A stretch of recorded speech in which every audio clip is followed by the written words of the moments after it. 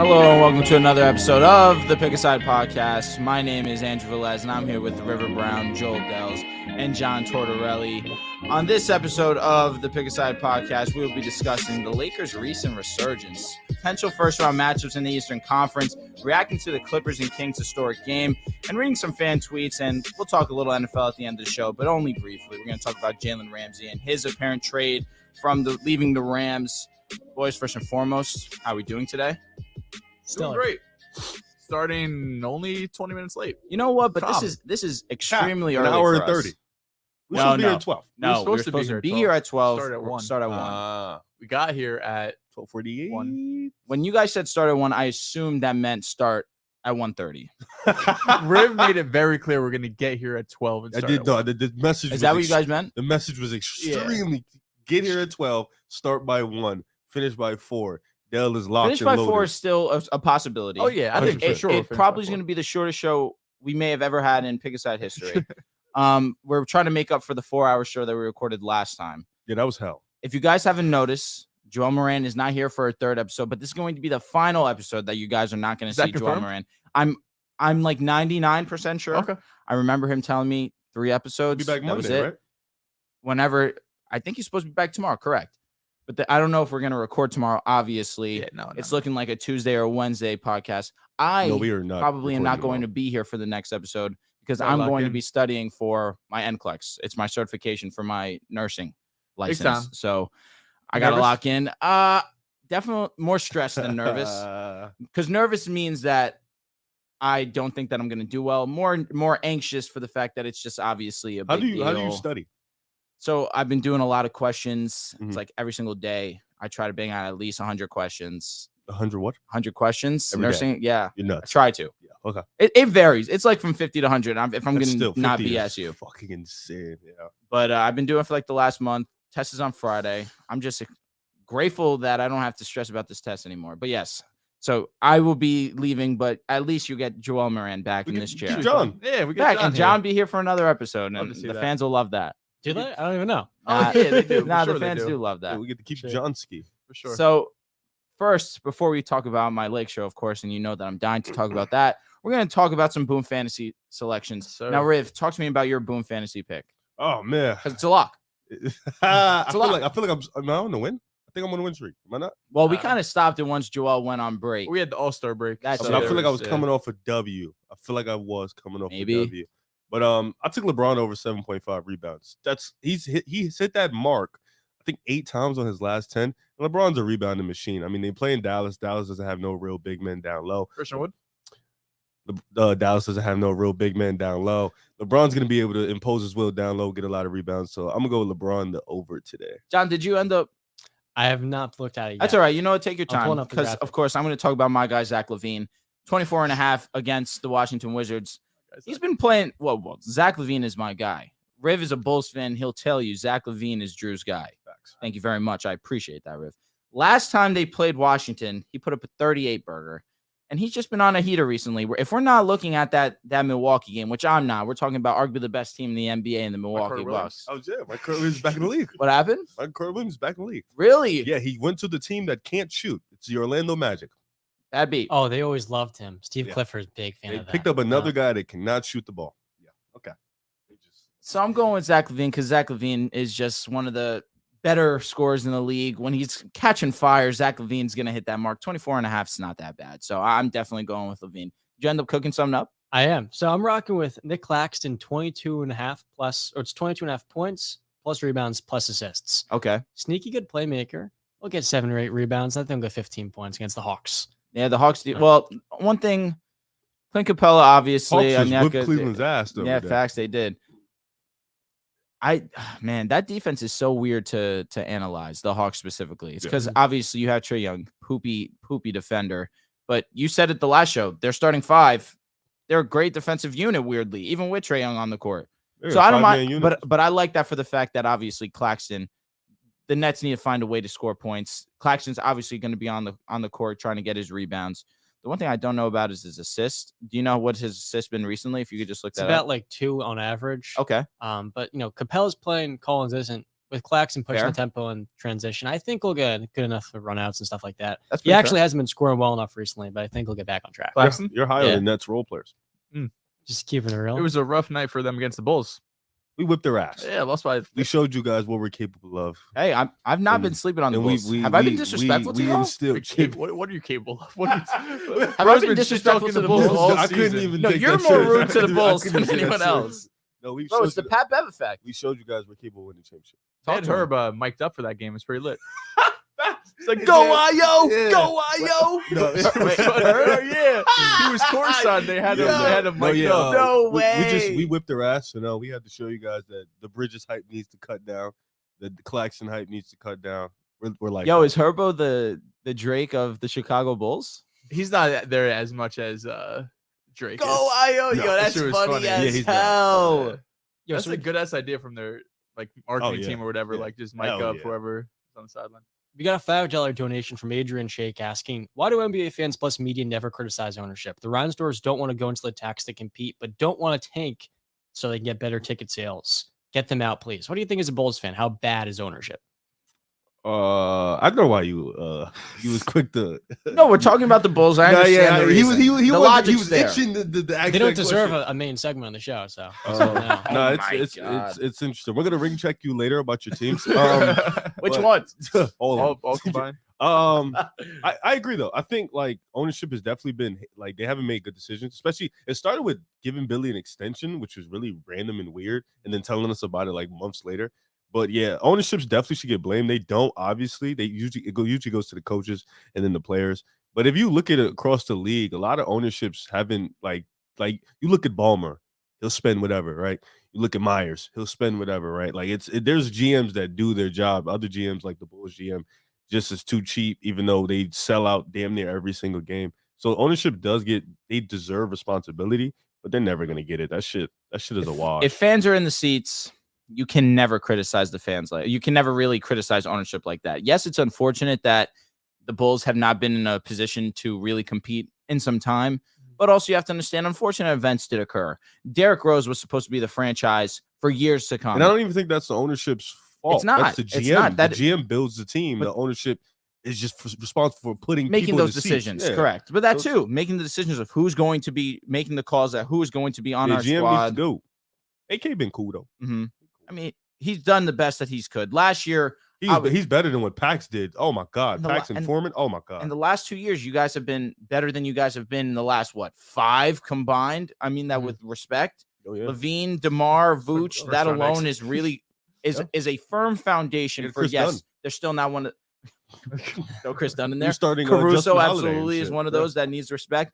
And it's also been unfortunate that Lonzo hasn't been able to stay healthy because I say it repeatedly when Lonzo and Caruso are on the court together, that's arguably the best perimeter defense right there. The best perimeter duo in the league right there. It's I unfortunate just miss Lonzo. Derrick Rose. How And that too. confident are you that Lonzo is come back next year? I'm not.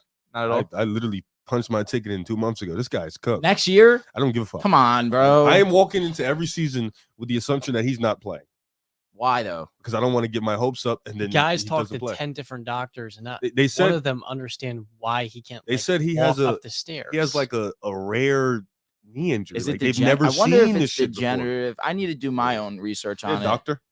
There Nurse, you go. come on, don't give me that title. Well, he underwent 2 respect you more. surgeries. One this last fall and one last spring. They tried to rush him back to the playoffs. He wasn't good. We thought it'd be good for training camp. He wasn't. And then at that point, I think we all knew. I mean, the guy couldn't walk upstairs. I do feel terrible. He's 25 years old, and that was his best season. When he was on the floor, you guys were, I think it was 22 and 13. Some shit like that. And last year at this time, you guys were 17 games above 500. Right now, you're what, 7 below? Yeah. It's wild. Some shit Lonzo's like that. only gotten better since coming to the league. Dog, he has a rare. No, but now knee obviously now without he's went to 10 without the doctors injuries. I'm and- just talking solely No, on the but I'm court. saying he's went to 10 doctors, and 10 doctors have said we've never seen this shit. I before." know it's sad. What the fuck? It's heartbreaking. Like, As a Lonzo fan, it does. You're a Lonzo really fan? sad. I'm not Max. I didn't know. How can you What do you mean you didn't know? Die hard. I didn't know you were a Lonzo fan. No, So like, we're not genuinely. friends. We are. I've just never heard you speak about Lonzo in a while. I didn't know you were a Well, Lonzo. what is I there feel like really he been? brings them up monthly. Really? Okay. What is there really been talking about Lonzo other than how sad it no, is that he can't play basketball? I'm sorry. This is not me trying to be funny. I really didn't know you were a It's Lonzo. all right. It's all right. You're a Lonzo fan, huh? I am a Lonzo fan. Because he's on Lake Show and LeBron. Exactly. And he was a savage that first year with LeBron and him. Then they both got hurt. And then that was when our season went to shit, honestly. Actually, speaking about the Lakers, why don't we go into the first topic of the show? Let's do it. Oh, nice. How about them Lakers? Talk about the new look Lakers since the trade deadline being 3-1. Victories against the Warriors, not once, but twice. Against the Pelicans, and we're going to talk about the loss. Obviously, don't want to be oblivious. We did lose to the Blazers in pretty embarrassing fashion. I'm assuming you guys want to hear me talk first about my Lakers, but to be honest, I kind of want to go last to really relish to hear what you guys have to say. So, Riv, we're going to start with you. Talk to me about my new look Lakers, please, because not only did we hand your Warriors not one loss, but two, and one of those games, AD and LeBron didn't play. Well, so talk to me. No, both. Hey, one they didn't play. Okay. I'm glad you. And the second, they didn't play well. I'm glad you brought that up because Steph obviously didn't play. Of course. And then Mike Canadian, my beloved King Canadian, he did not play for either. So that's a tough blow. And this team cannot afford to lose injuries right now because our bench stinks. But nonetheless, you give credit. Lakers played great both of those games. They shot a ridiculous rate last game, 53% from the 3-point line. So sick. It's like they're still 13 shit. Come on now. But really, the difference is just offense. They have new players that actually know how to play basketball, and they have new players that can hit shots, make shots, create shots for themselves. I mean, you just look at the new players coming in. It's bringing the other guys that were still here, bringing more energy for them to play better. And you mentioned it, LeBron and AD did not even play well last game, and the bench continued to produce. Malik Beasley is a bucket. I think everybody has pretty much known that throughout his career. He's one guy that can get you buckets. Vando's there. He's kind of the connector. It's a glue guy, man. Yeah, the perfect glue guy. You got Reeves here. I'm surprised Lonnie Walker hasn't gotten a lot of burn. He seems to be the odd man out. It sucks that because he was playing really well this year. But this team just looks rejuvenated. Just that Portland loss was really odd. They just got their ass whooped. They started off bad, but still 3 games. The Pels, good win against the Warriors twice. Good win. You just love to see it with the Lakers because you made these additions in hopes to make a run. Now you're 3-1. I think you guys, to be a top seed, has to win like 16 games or something. Now we got to go crazy. We have to go crazy, and this is a great way to start. You got the Warriors coming up again, though, I believe. I look at the schedule. Yeah, I believe, or somebody tough. I don't know if it's the Warriors. We play the Mavs today. We play the Mavs tonight, so this will be another statement win because I believe Luka and Kyrie are playing. But you just love to see it with the offense. It's more creative. D'Lo did get hurt, so you haven't fully seen him yet. First quarter, but you're waiting to see him too. You got Belize, you got Vando, LeBron, and AD have to continue to play at an amazing, ridiculous level for you guys to still be competitive. But the bench looks better, the starters look better, and that's what you wanted to see. Now you got to make a run. You're still 13 seed. You have to make a run. You don't want to get lost. No, let's not get lost. Praise. No, because this is shit that was funny in the Discord the other day. Because the Lakers beat the Warriors, right? And I was like, and I said this shit 5 hours prior. I said, we're probably gonna lose tonight. Bad, right? So I literally told them we are. So the game happens. I'm watching the game like in spurts, and we're kind of close, and then they blow. So I was like, damn. Third quarter. Yeah. I was like, third quarter. I was like, all right, fuck it, we lost, right? The Discord goes wild. Lake Show, we're winning a chip. We're going crazy. Yeah. Oh my God, we're coming. It's lit. We can beat anybody in the series in the West. God. I was like, dude, what the fuck? Like, it was one game. They was going crazy, but that's Lake Show for you. 3-1 since the trade deadline. It's not just one game. They think they can beat anybody. On a fake heater. Go ahead, John. So for the first time in 2 years, the Lakers have an actual team around LeBron James. He's spitting. And that's a great start here. No, that's just a He's saying everything 100% correct. Malik Beasley and Jared Vanderbilt to be the last two starters. We talked about this a little bit after the trade deadline. Jared Vanderbilt is a phenomenal defensive player that makes a huge impact, even on offense, pushing the tempo. And he was a great plug-and-play fit, given how much you guys want to run. You then add in Beasley. He's a top 10, top 12 shooter in the league. The variable with the Lakers is Anthony Davis. When he was on the floor, he was an MVP candidate 3 months ago. He then has this navicular injury, and since then, it's been very inconsistent with AD. We talk about when he's at his peak, he's a top 5 player, and that's true, but you need Anthony Davis to be the best version of himself if you guys are going anywhere this year. We've been talking about the Lakers now for 3 months being the 13th seed, and at some point, I have to ask what gives. With AD, you know that you have the potential to make it to the postseason, but the constant variable is him. There's no other variable on this team. And that's the fascinating thing. You got 22 games left. You're 28 and 32. You got 3.5 games out from Dallas, who's the 6th seed. And I look at the Mavericks. I mean, they haven't really figured things out. They're 3-3 after getting Kyrie. They still have more to learn themselves. And I think today you guys play. I mean, who in the Mavericks can guard AD? That's my other question. Good question. The theory of the Lakers I don't is have an a answer. contender this year. JaVale. You were high on JaVale when we were talking about them. Yeah. Screaming. It's a shame Maxi Cleaver isn't back, man. Oh, yeah. He That would probably be did a another- great job. on Locked Anthony up Davis. AD, right? Oh, Reggie Bullock is here. No, good. Is another one of your teams? The Bulls could use Reggie Bullock. I'm sure we could. So when we ranked the Western Conference 2 weeks ago, the thing we talked about was all those contenders and the theory teams. We didn't even mention the Lakers in that discussion. But the more you see the output, how this team's played through a couple of games, the more you say to yourself, if Anthony can just get back to that 2020 level, close to it, like I'm talking 80%, you guys are in prime position to climb over the Jazz. We always ask that. Portland. He just needs to be what he But was. These teams early stink this ahead season. of them. The Pelicans without Zion, like you should be climbing over all these teams. The You're right. T-Wolves as well. There's no reason the guys shouldn't be in the top 8 because You're while right. there's 13 teams trying to, technically 12 now with Utah trying to make it to the playoffs, there's only 2 real teams ahead of you, the Mavericks and the Warriors. The rest are mostly jokes. And the Thunder are young. Will come some slack. You guys should get ahead of the Thunder as well. You're right. I mean, go ahead, so Joel. rude. Let me not get ahead of myself because I'm very antsy. That was all right. Portland's a joke.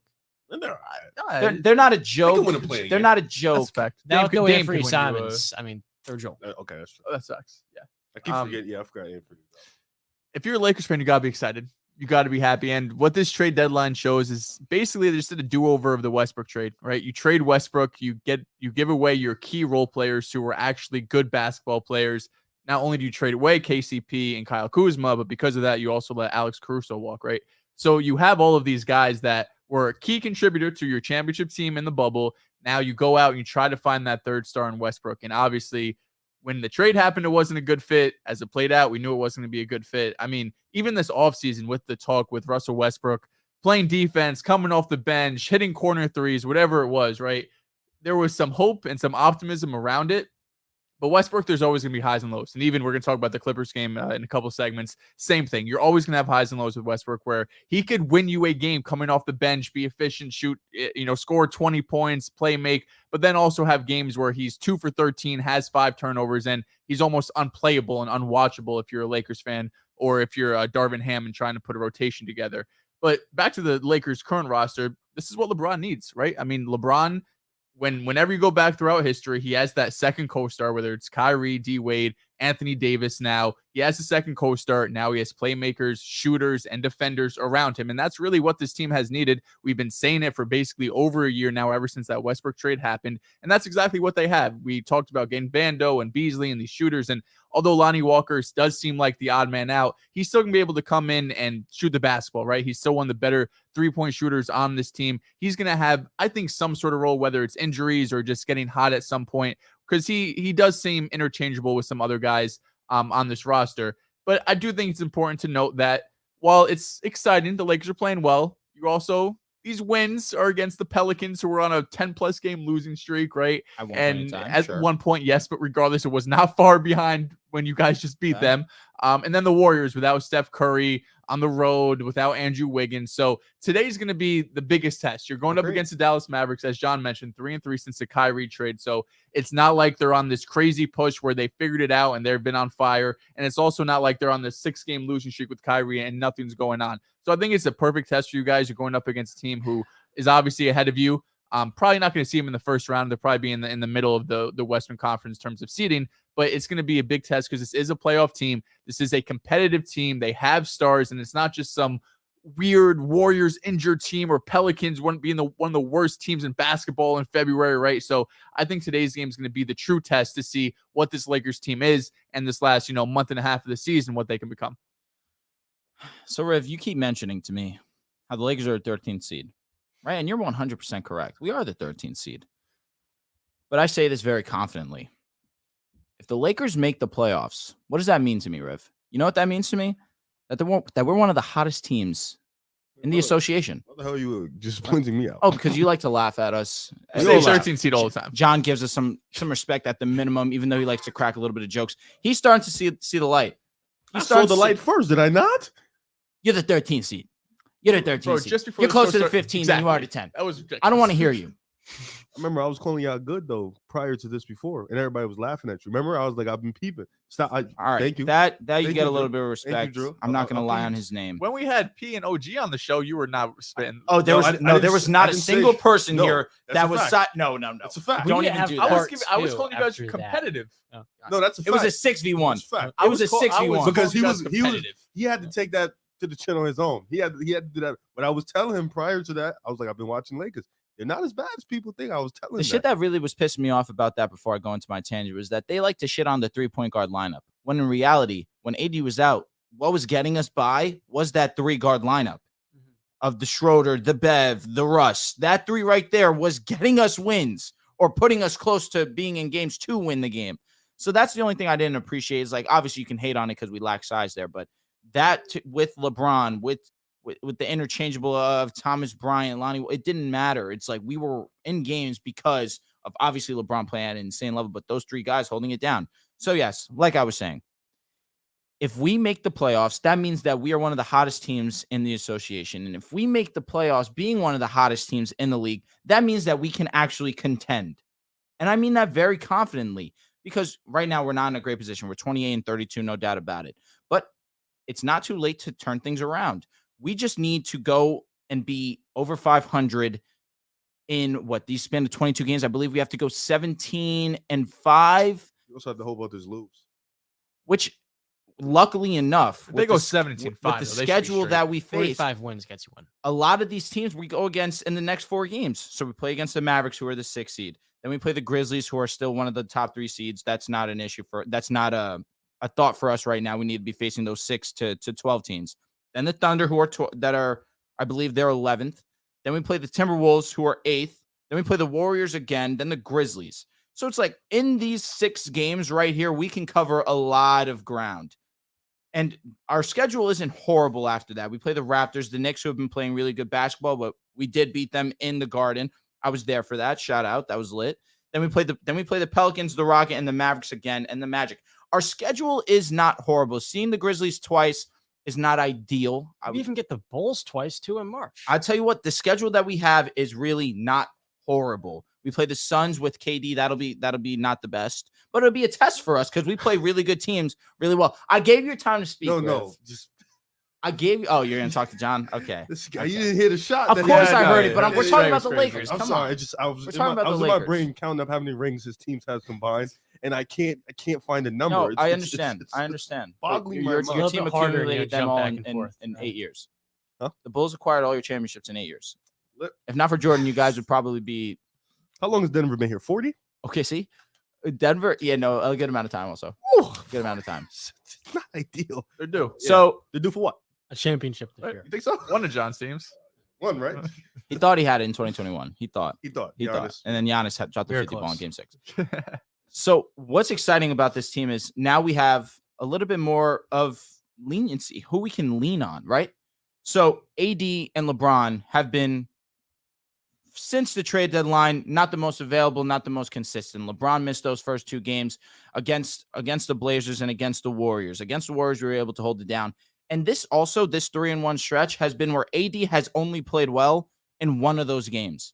Against the Blazers, he was not that good. I understand he had 19 and 20. The stat line looks decent, but he really was not that effective, did not look as aggressive, has not looked aggressive against the Warriors in either game. The only game that he looked really aggressive was against the Pelicans, and that probably was a personal thing, understanding he's going back to his original spot.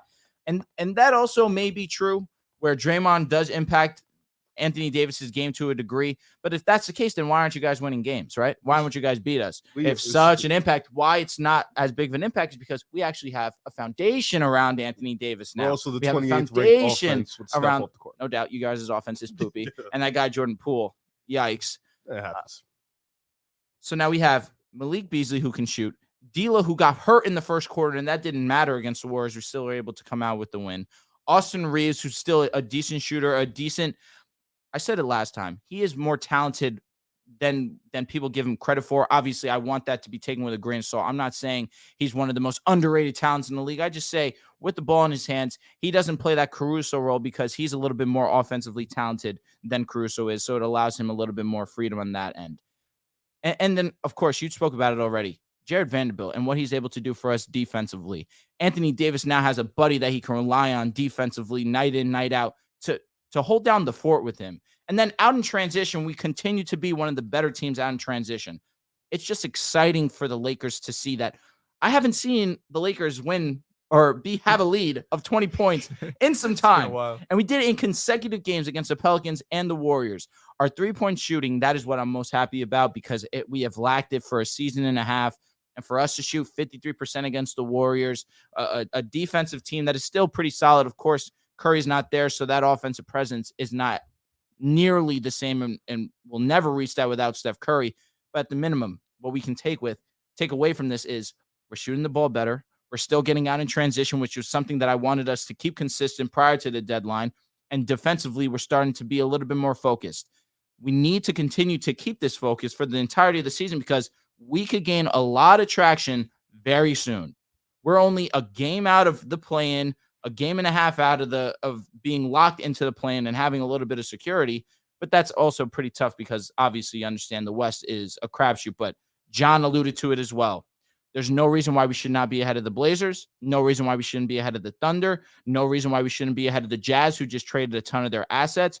No reason why, especially not knowing the severity of the timetable of Curry. He might be back in a week. That's the hope. But you need him to be back in a week because then things start to get ugly and then you guys become us. If he's back in a week, we play you guys towards that week. Okay. Fuck. Oh, I'm sure. That game's at home, clown. Okay. Congrats. Yeah. And you were home what? Before the All-Star break, and you guys got smoked? Who played? Not LeBron, not Anthony Davis. And not Steph and not Wiggins, right? Okay, so are you guys supposedly not better than us without AD and we are LeBron? The 28th ranked. What does that mean to me? It means we're one of the We didn't have LeBron or AD, and we beat y'all. I mean, it's both really bad teams without your stars. Yeah, let's be honest. Smith. You still had Clay, you still had Dre, you still had Poole, who's supposedly all world. The offense led by Clay is crazy. I'll be honest. He's been cooking. Yeah, but come on. He's been cooking. Respect. 40 against the Rockets. I mean, it's the Rockets. 12 threes. It's the worst. They're literally I need 30. I want to play a Rockets type of vibe. Nah, no cap. I'm not gonna say the get right game. Yeah, the get back game. You know the but like I said, game time because that game matters. All right, so this is the last question I want to pose to you guys. What's the Lakers ceiling? What's their ceiling? I'm curious to hear what you guys think. I asked you guys the question. The thing is, say you win the play-in, right? First round, you're going up against Denver, maybe the Sun. Like your first round matchup is going to be tough. I don't think you get past Denver. Memphis, I think Memphis that is one matchup you could look at that you could exploit and probably get past. But the fact that you guys have been this bad for this long, even if you go on a heater, you're still going to have to play one of the two best teams in the West. It'd be different if you were, could get to that 5 seed or 4 seed. And maybe you have a more favorable matchup against someone like Dallas or something, which I think I would still favor Dallas in that situation. But it's just going to be tough because you'll be competitive, but I still don't see you guys going on a championship run, beating Denver, beating Phoenix. So I think competitive first round. If you get a favorable matchup, you can make it to the second round. Okay. So AD and Wiggins actually did play. It was just LeBron and Steph did not play the first time. I thought AD didn't play against he was just dog shit. First. Yo, you're right. He was horrible. He had 11 points, 13 points, right? 13. Something like that. Yep, yeah. So just Steph and LeBron didn't play. We lost. Yeah, even still, we're still should be better with AD on the court. But Schroeder had 25, something like that, 26, right? It came down to the wire. Lost 6. Shout out to the boys, man. You keep sleeping. Are the Kings the 2 seed? Clay went 5 for 21. 3. It was not good. 2 games out. What's the our Lakers' ceiling is a deep second round exit. I'm talking like Philadelphia style because the playoffs is all about attrition. Yo, he's hilarious. That was funny. Competitive stamina. And I think this Lakers team, they have the resolve, but they don't have the durability. And that component is key. It's crucial. We see with every team, you need to be able to stay healthy. And I feel like AD will have some sort of foot issue. LeBron as well had his foot/ankle issue too. That's something we have to keep an eye on because he hasn't played well the last couple of games either.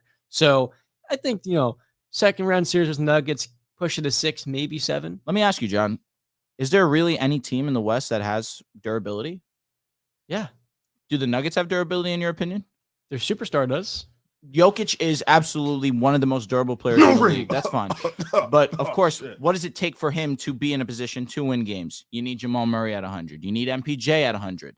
Those two have definitely been in question. So that's the only reason. It seems like, of course, Anthony Davis, rightfully so, gets the tag of being injury prone. He's been injured for a plethora of seasons, 21, 22, 23 now.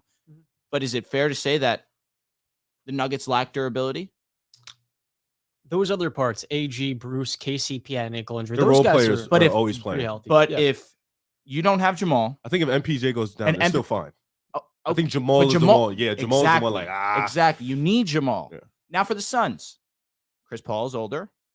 Devin Booker did have an injury, but Kevin I'm Durant. expecting him to It's be just it's fine. Chris Paul and Kevin Durant. Yeah. Kevin Durant, right? They lack durability. KD did the great same point. thing last year, though. Got hurt around January, came back, and was fine. The And Grizzlies even. And let's not act like Devin Booker's hamstring injury is not in the past because it's That's still true. here. A That's hamstring something injury is that one of the can most every team in the very West- easily re-aggravate. Outside of the Kings, have injury problems.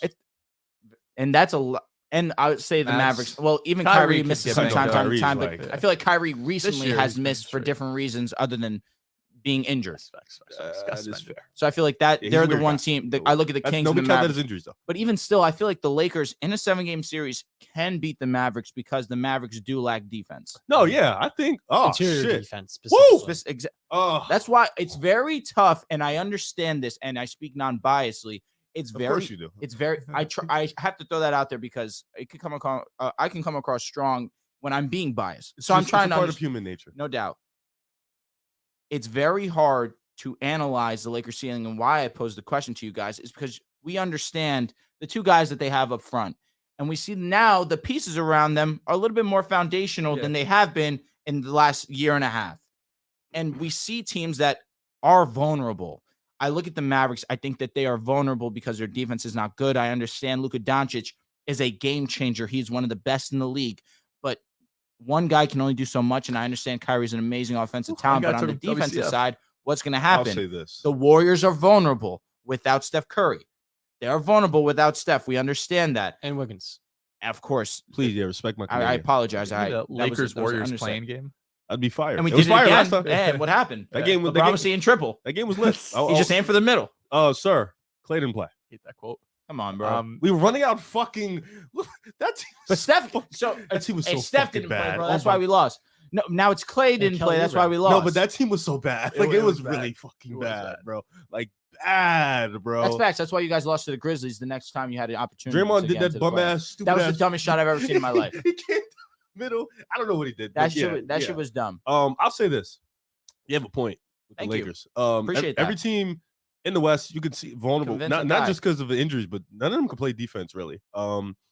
I'll say this about the Lakers. Grizzlies play defense.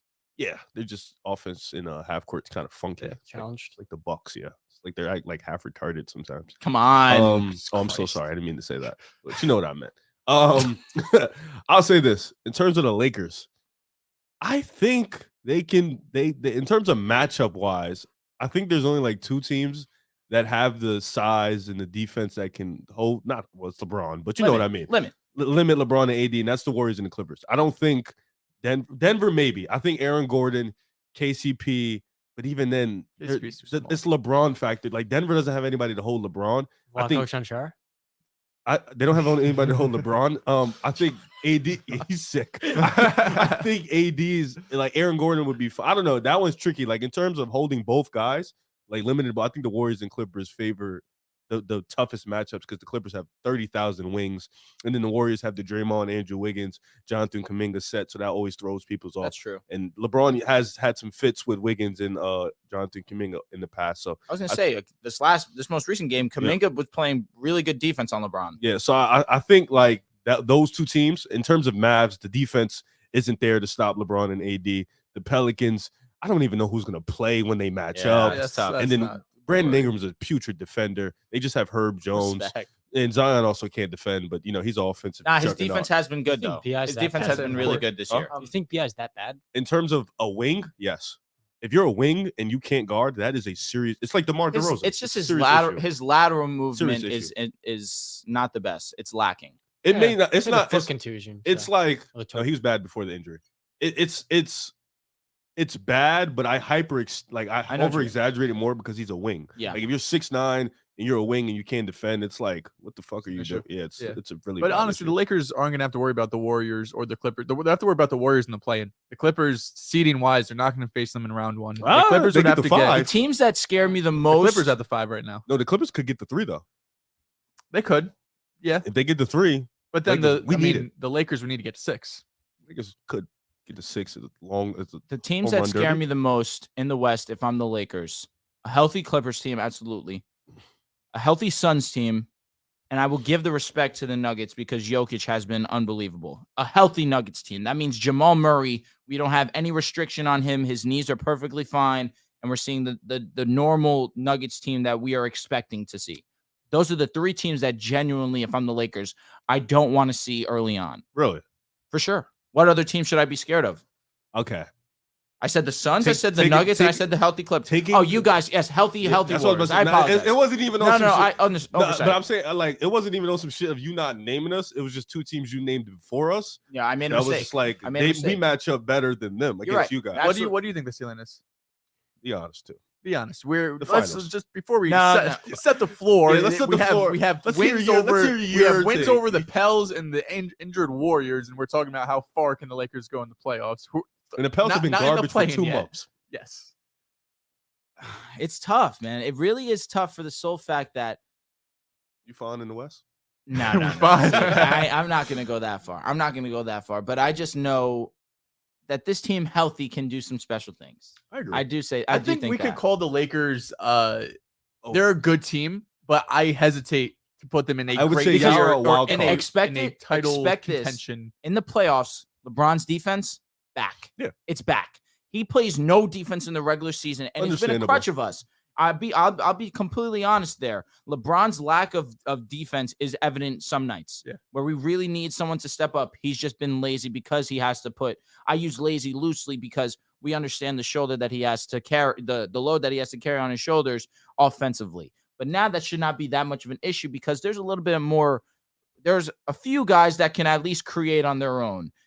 Hopefully D'Lo's injury is not too long. X-rays came back negative, but you have Malik, you have D'Lo, you have Anthony Davis. There's 3 guys right there that LeBron automatically should not having to be feeling the need to average 30, 35 points a game, where he can focus a little bit more on playmaking, a little bit more on defense, because that's what we need him to do. I feel like our ceiling, if all goes right, it's that second, it's that third round. But it just can't make the finals. Again, let me see a couple games before I start chatting. Please watch some more games from the Pelicans and Warriors. Understand who I am. The rest of us. I'm Andrew Velez, and I will 100% say that the Lakers can go to the finals. I can.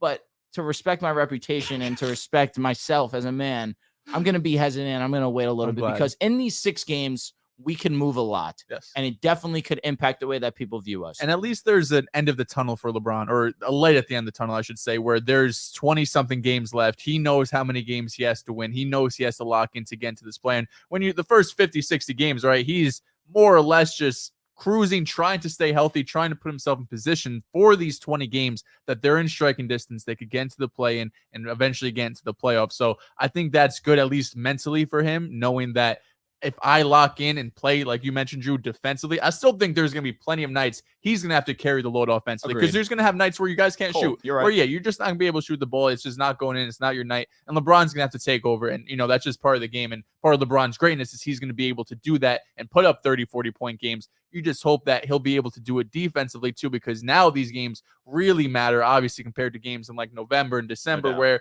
you're just going through the motions. It's a long season. Now, post All-Star break where there's only 20-something games left, it's much more important. I think LeBron knows that, obviously. He said this is the most important 23 games of his career. I mean, bullshit. But regardless, he knows what this means. And he can't have another, miss the playoffs, lose in the play-in, whatever it might be. He's got to lock in. I push back on the WCF. I don't see that quite yet. Ceiling. I need to see them play real teams, bro. With no disrespect to the Pelicans, they have not been good at all. Obviously, Zion's been hurt. The Warriors are injured. I need to see them play some competitive teams before I can say about get to the champions. WCF. They don't have Curry. They don't have Wiggins. Players. They're on the road. Last thing, and we'll move on. Riv, what is your opinion on people believing that you guys should move off of Steve Kerr? What? I'm crying. You heard that from one person. I'm curious. Frank said that. Frank who? Oh, God. Don't tell Bro, me he said that shit, and I kind of lost my mind. But he said Steve Kerr's lineups are so bad that he doesn't want to see I it asked him anymore. if he's a Steph Curry merchant. I mean, that's hilarious. No, Frank's been hurt. We've been talking in DMs. He's been He's in pain. He's undoubtedly in pain. I just wanted to throw that in there. Kerr don't leave until Steph leaves. All right, fair enough. Yeah. Fair enough. Kerr ain't gone. So moving on, we're going to talk about potential first-round matchups in the Eastern Conference. Now, we did this the last basketball show where we went over potential matchups in the first round of the Western Conference. We went over contenders, pretenders, but I feel like we can all come to a consensus. We feel like there's only 2 strong contenders in the East, correct? Rip?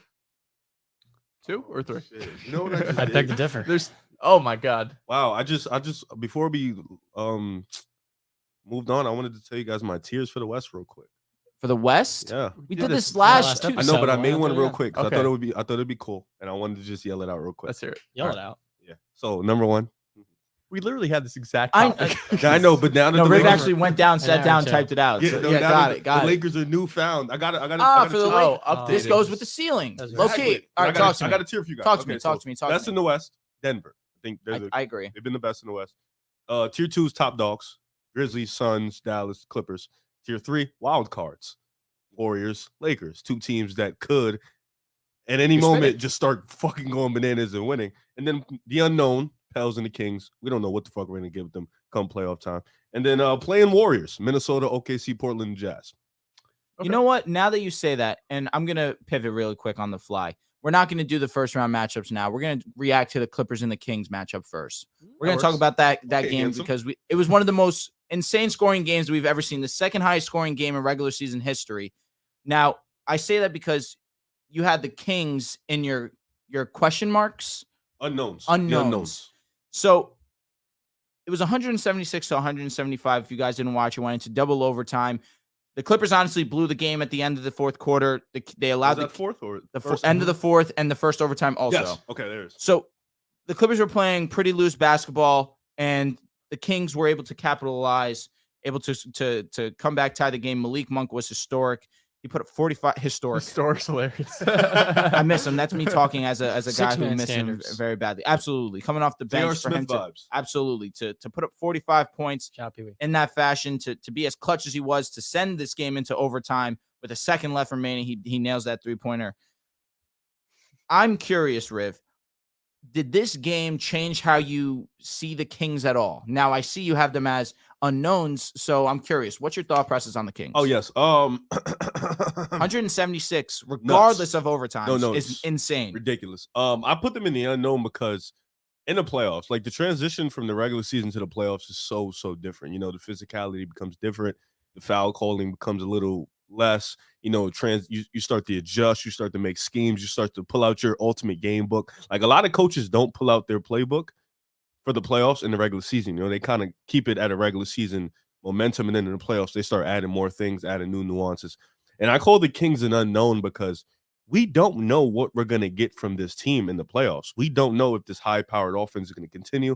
We don't know if they're going to flip a switch and turn to a good defensive team. We don't know if they're going to flip a switch and turn into a bad offensive team. Like, we don't know if De'Aaron Fox is going to come to show out, if Sabonis is going to be nice, Kevin Hurd or Malik Monk, are they going to be able to shoot the same way they're shooting the regular season? Like, we don't know with this team. So I call them this game doesn't change my view because they're a great regular season team. I think they pretty much stamped that even prior to this game. They're one of the best offenses in the NBA. Their offense is so fluid. It's like Golden State's. It's a lot of movement, a lot of pick and pop, a lot of pick and roll, a lot of pin downs, a lot of Sabonis making plays for others. And then you got a lot of good role players in Harrison Barnes and Malik Monk. Metu, I don't know how to say his name properly. Me too. Yeah. Trey Lyles even has been solid for them. So they have a lot of good role players, but in the playoffs, you cut it down to 7-8 guys realistically. Then you have your 2 stars.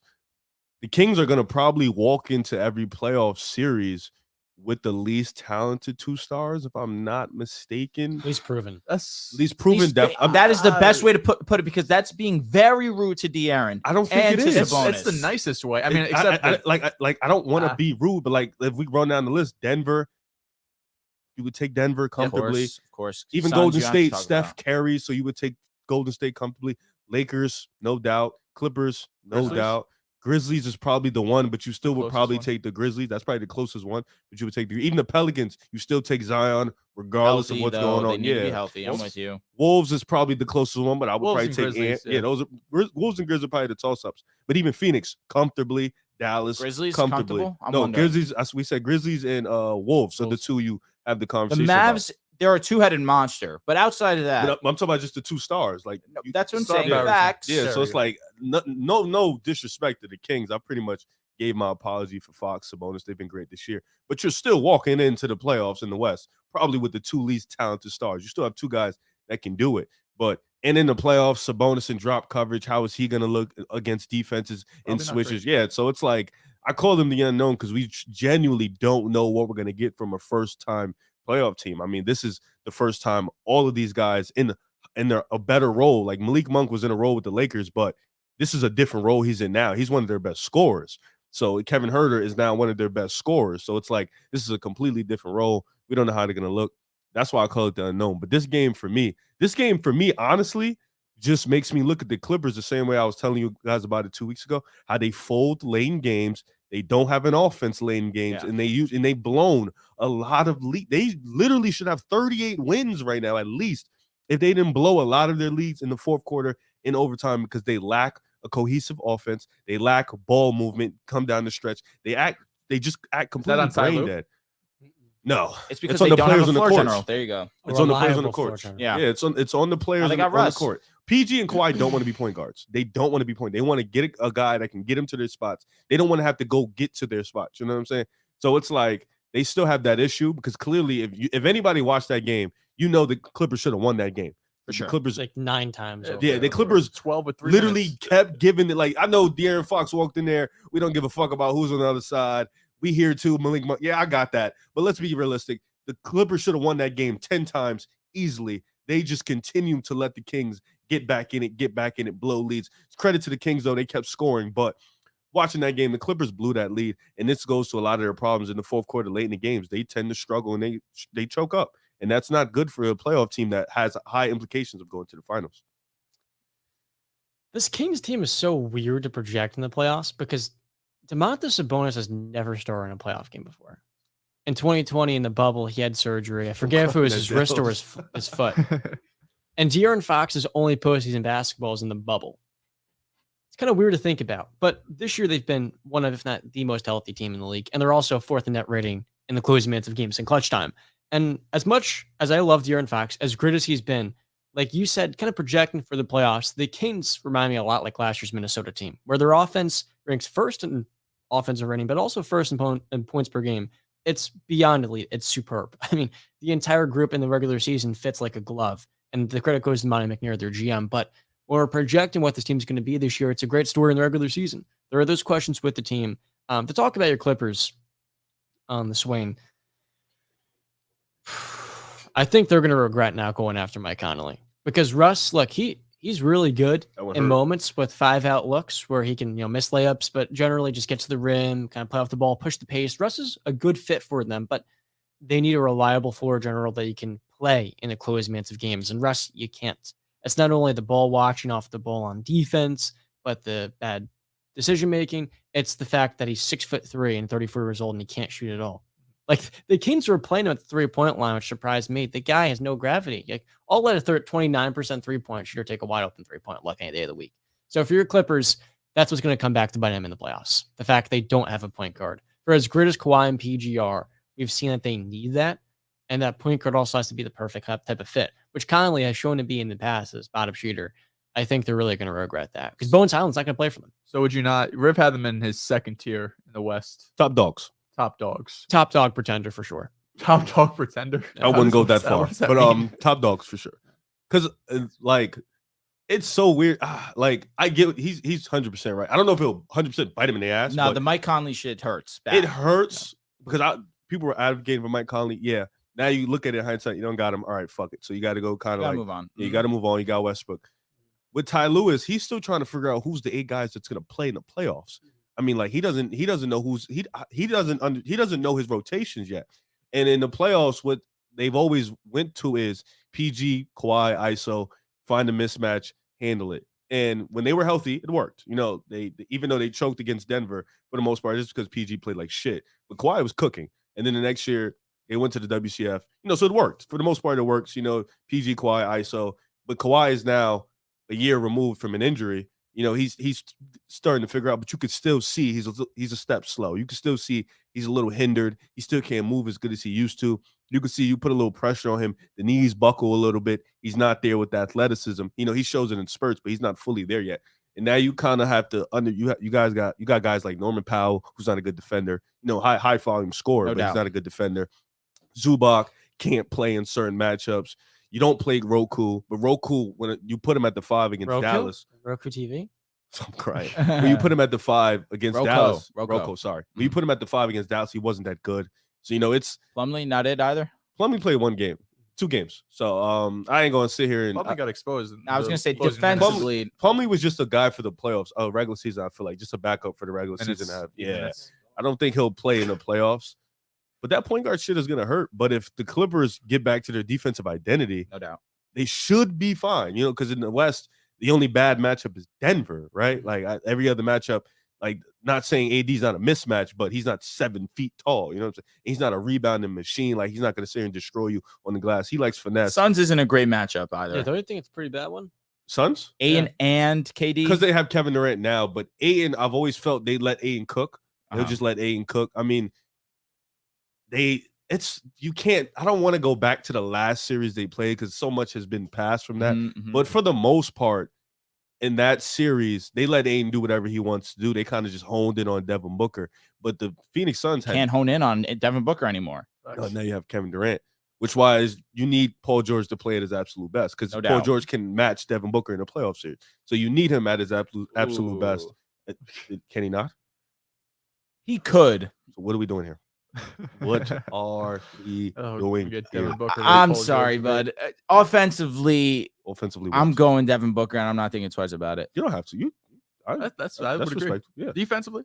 Oh, no. Defensively, we're talking Paul George. Last time we spoke about Paul George's defense, someone got embarrassed. It's just the honest truth. Paul George's defense is unbelievable. No, you take Devin Booker's offense. That's solely what I mean. But that's why I say you need Paul George at his absolute best. Got it. You get Paul George at his absolute best. You get Kawhi at his absolute best. Then you can match Devin Booker and Kawhi. And then I think the Clippers have better role players. So top to bottom. So, you have to just rely on the role players. You got Mook. Mook's been a good shooter this year. Paul and Ayton, and if Josh Okogie keeps wearing this mask, I don't know. Dude. Please, enough. Josh Okogie's been balling. Oh God, Chris Paul. I don't know. I don't think he'd be good in the Clippers matchup now because that length would bother him a lot. And then they got Mook. Mook's been all right. Chris Paul can't escape that. Yeah. So Ayton will have to dominate. That'd be a tough series. I don't know. The Kings though, I don't know if there's a favorable matchup for them in the playoffs. There's not.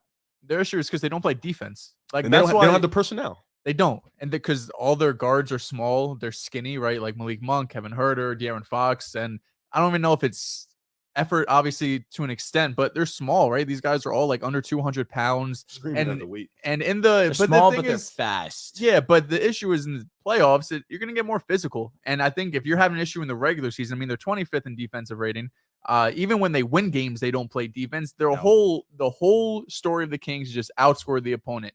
And it's going to work in the regular season if you're going to be one of the most efficient teams offensively, which is basically what they've been all season long. But defensively, come playoff time, if you're going to be one of the worst defensive teams in the league, you're not going to be able to make any noise in the playoffs. And that's why I think Kings fans should be excited, right? But I also think that's why they feel disrespected because they've had such a great regular season. They're obviously best season in fucking my entire life, it feels like, right?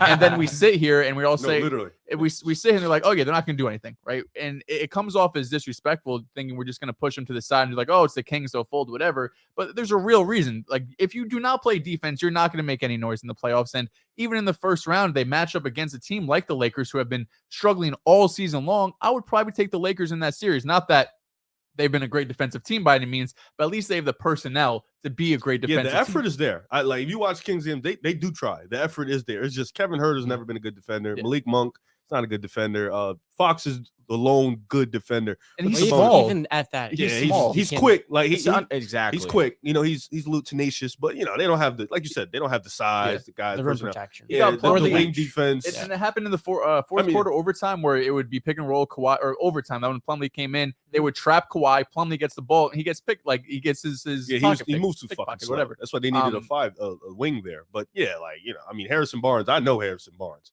If that's your best defender, you're fucked. Yeah. It's not. That's your best wing But defender. to talk about the Clippers a little bit, Kawhi obviously was phenomenal, but I think it's important to note that third quarter, 21 points, he was ridiculous. He's but not better than Tatum. He may not be. The fourth quarter and 2 overtime, he scored a total of 6 points. Oh, yeah. I don't know. Does that worry you at all that maybe the legs give out? He doesn't have as much. You know what I mean? Like, that's an issue, especially come playoff time. And he's going to have to be playing, every other day come playoffs. I think that is a bit of a concern that he showed off. The third quarter, Kawhi was doing step back threes, fade away with a defender in his face, hitting this. Like, he was doing everything vintage Kawhi that you could possibly ask for. But then the fourth quarter and 2 overtimes come where the minutes start racking up, and all of a sudden he's not the same guy. That's what we were talking about. The Clippers blew this game 10 times because they were up 12 with 3 minutes. If you don't, 15 with 5 minutes. if you don't blow those leads, Kawhi legs doesn't give out in those overtimes, But in the fourth quarter, he gave out. But they were up big. So he was cruising. He didn't need to do much. That's the y'all were problem. playing lazy. Exactly. They got lazy, lackadaisical. 25 turnovers. Even in overtime, I think they were up 175, 169 or some shit like that. It was something like that. They were up 5 or 6. Yeah. And Paul George asks, "Yo, you want me to come in?" He said, "Nah, the minutes restricts." Okay, whatever. You put Eric fucking Gordon in instead of Terrence Mann, who's standing right there. Like, he's standing right there. And it's like shit like that is like, yo, Ty Lue, like, I'm up here vouching for you. I'm telling my boys, yo, you're a top dog in this league. Like, you're a top coach. Catholic. And I'll be up here praising you, and you do dumb shit like that. You make me look bad. Stop making me look bad, bro. Because you looked at everybody and you said, Eric Gordon's the one I want.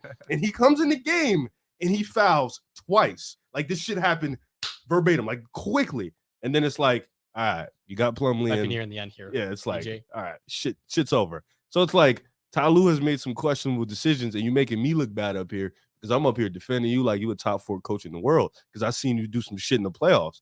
But now in the regular season, you're making bad decisions. I understand coaches be trolling. No, I get it. Coaches like to troll in the regular season. Your favorite coach is troll. Yeah, no, Kerr's that's why I understand. Like, coaches be trolling. But come on, man. It's fucking February. Think about how bad Steve Kerr be trolling to the point where Warriors fans think no, because he did it last year. He trolled all season long, and that's exactly what I said to him too. Is it trolling or trying to find lineups? I don't know. No, he be trolling. Sometimes it's comical the shit that we do. No, Ty Lue tries to find. Kerr was trolling last year. He was running out stupid. Like, he wasn't serious. That's why when people walked into the playoffs, they weren't high on us because he was fucking trolling. He always figures it out come playoff time. But to finish off talking about the Kings, best offense in the league, offensive rating, they're even higher than the Nuggets, who it seems like they have been number one. It's crazy. It's crazy, but it's all led by Domantas Sabonis and his ability to play make as a big, and him being poor man's Jokic. And poor man's Jokic has now become a rude term to use with Sabonis. He has at least given himself the credit and the respect to show that he is one of the better playmaking forwards in the league. And he's a center now. He's officially a center. So he's second best. He's the second best playmaking center in the league, right behind Nikola Jokic. And De'Aaron Fox, Domantas Sabonis, the guy who you used to absolutely. He said he hated in the offseason in the 2016 redraft. I'd take him like 7th overall. Oh, you remember everything, huh? No, good. I'm glad. I did everything. I'm glad. I'm glad. How about you put some respect on his damn name? And add a little bit to that. At what? No. At what? I'm just To kind of add a little bit to that, what makes Sabonis such a great playmaker for this team is that he's quicker than Jokic. And so he can go coast to coast. He can make hit-ahead passes, but also in terms of pick and roll, saying handoffs, he's quick, he's snappy with it, he's not slow. And so that juices up the entire half-court look. And then once he gets a rebound, everybody's going. So it really was the perfect fit. And yet a year ago, 12 months, 11 months, everyone's saying this is a stupid trade because how could 2 guys that can't shoot as stars fit together? Well, it turns out a little more than shooting into the equation. Because what they're doing right now is running the floor. Of course, you have De'Aaron Fox, probably the fastest guard in the league, next to also Malik Monk, who whenever he comes in off the bench, he comes in, is also a fast guy as well. These two are great playing next to one another. And really, I need to highlight De'Aaron Fox and what he's been able to do.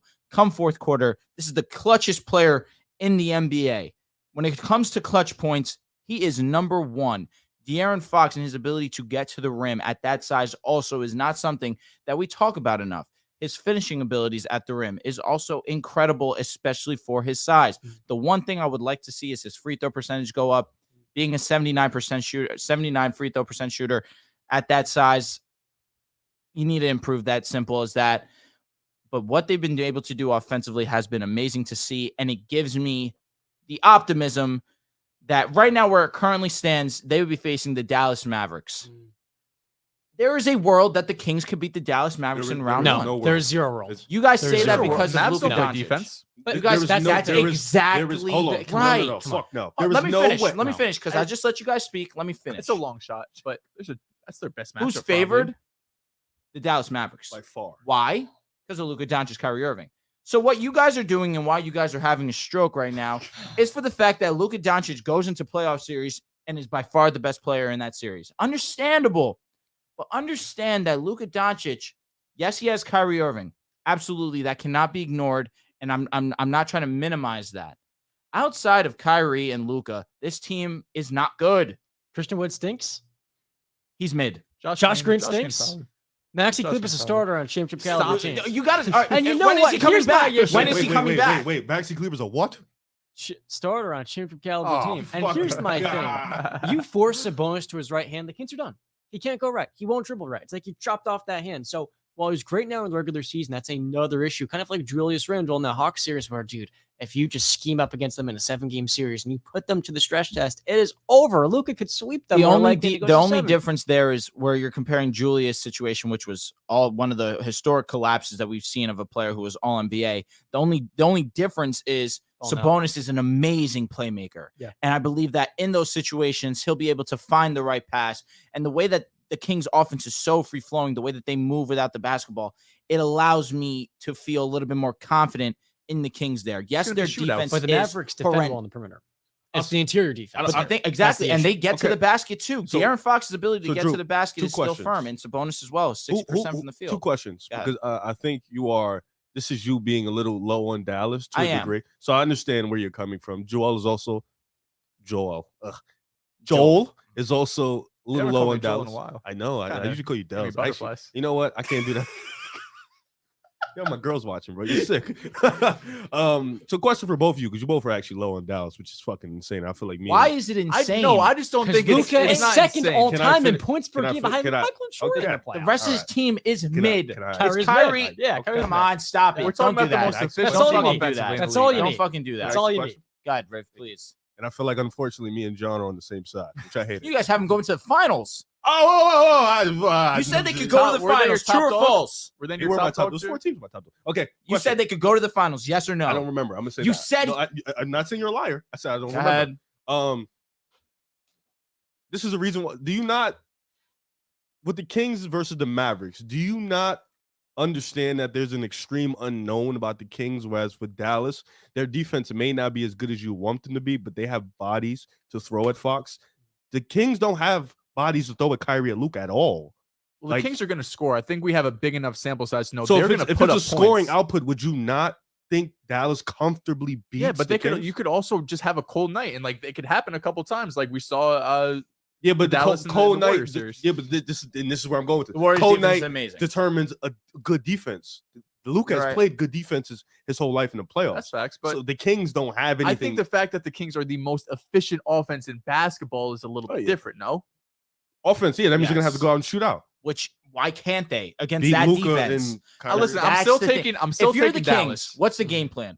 It's really Pray to simple to God. me. Let Luka do whatever the fuck he wants. You're not gonna stop Luka, but everyone around him, we can try our best. You're not gonna really stop Kyrie. No, you can't. But if your main game plan is let Luka do what Luka's gonna do, and really try our hardest to get rid of the second option because no one else on that team is a real threat, then there's a strong possibility you can come away with a win. I only disagree because the teams that they've played, the Warriors, the Suns, and the Clippers, have all been significantly better defenses than the Kings, which means they have the personnel to hone in on the other guys, even hone in on Luka to a degree because his percentages of his field goal percentage drops every single quarter Gotcha. because of those defenses. You know, Andrew Wiggins, Paul George, Kawhi And the Leonard. energy he puts Yeah. forward too. Yeah. With the Kings, though, they have Harrison Barnes. Like they don't have guys that can You're right. continuously I'm throw not by. saying you're wrong. They don't have, so it's like it's literally just going to be a shootout.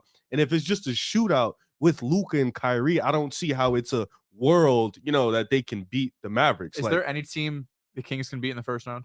the Jazz? Okay. The Lakers. Lakers, if they get the 8th seed. No. Or maybe who's the best matchup for them then? Like if you're a Kings fan, who are you hoping for to play in the the first Memphis round? Grizzlies. Yeah. Because they have a terrible Their half-court offense offense. is not good. Yeah, Their so, defense is great, but they're also a 3 seed. They're not going to face in the first round. so I would probably The say- Mavs Or 2 and the seed. Grizzlies. maybe the Clippers again. not crazy. I mean, if you're looking at this I game, you feel like probably think, yeah, we could maybe. You know, it's Yeah, just I mean, Kawhi. Aaron said it, right? I'm trolling. Yeah, They don't want to And see look, it. I don't want to make this into a 4-hour show, but we need to respect Josh Green. The guy is a 40% 3-point shooter, an elite athlete, an elite finisher, a quality defender, and a good enough ball handler and passer to be the third Kinda best like Josh player Hart. on a team. But No, On a just team, just a team. he doesn't have to try hard. He can just, with his athleticism, on a team that has Luka Doncic and Kyrie Irving, he is more than capable of being the third option. I've heard the that about third Dorian best player. Finney-Smith. I think That team had Kyrie Irving. I Really. think it's not No, about. that's fair. I don't think it's We about didn't have him, disrespect but or I'm just respect. saying- I just think we want to see it in the playoffs. You know, I think That's that's where you earn your respect type shit. Like, I don't think nobody's thinking Josh Green is trash and nothing like that. I think we all think played 8 games. he's a good. I think we all think he's a good player. Like, he's growing as a player, but the respect gets earned in the playoffs. You know, and I think against the Kings, where he's going to be matched up with Fox, I think that's where he can get his respect. So talking about the playoffs, we're going to move on to previewing the first round of the Eastern Conference matchups that we might potentially see. We were supposed to talk about this last subject, but Riv gave us a perfect segue to talk about the Clippers and Welcome. the Kings, and I really do appreciate it. So first off, again, I started it off by asking the question, are the only true contenders in the Eastern Conference the Celtics and the Bucks, in your guys' opinion? Yeah, I really don't see another team. The Sixers and Cavs are the only ones even in that conversation. Everybody else in the East, it's a matter of can they get a first round win? Because other than that, you're not beating any of these teams in the second round. I really don't think we have to go into much detail here. What do you think, Riv? Because when I asked you that question, it seemed like you had some hesitancy in your heart. Win. Wait, what was the question? This guy doesn't listen. Are the only two contenders in the Eastern Conference the Bucks and the Celtics? No, John. There's a third. Cavs? It's not Philadelphia. Well, I know that. Don't you dare say the Knicks. It's the Cavs. Oh, thank God. Why not the Cavs? We could have. Why not the Knicks? Do you want me to tell you my? you made have a tier tiers for the East? Okay. I didn't have to do the after wild card shit because we don't care about the rest of those teams. You know, like the Nets, the Hawks, the Raptors. We don't really got to get into that. Respect the Raptors. No, they're playing team, but You've we been don't got to shitting get on them. They're not good. Cooking. They're not good. They're 29-31. They're not good. So obviously the best in the East, Celtics and the Bucks have comfortably pretty much assured that they're the top dogs in the Eastern Conference. They're the two best teams in the league. It looks like we are headed for another boring, dragged on, disgusting play of basketball in the Eastern Conference Finals when the Bucks and the Celtics meet, right? It's boring. It's not good basketball. It's a lot of fighting and physicality and fat. Yeah, you like the West where it's just all finesse and shooting. You know me, I'm a bad guy. And then the top dogs, obviously you got the Cavs and the Philly. Cavs. I look at wild cards though. I think the Heat and the Knicks are extremely wild cards, and that's why I didn't answer your question directly, because I think conversation does need to be had. Because look at the Bucks, right? You look at the Celtics. They're tough teams. They're probably the best teams in the East, arguably the best teams in the league. So there's no disputing that.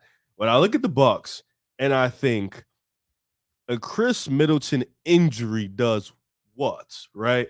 Like if the Bucks go into the second round, I have to play the Cavs, I have to play Philly. What if Chris Middleton gets hurt again? You know, what if because that's a concern now. What if he's banged up again?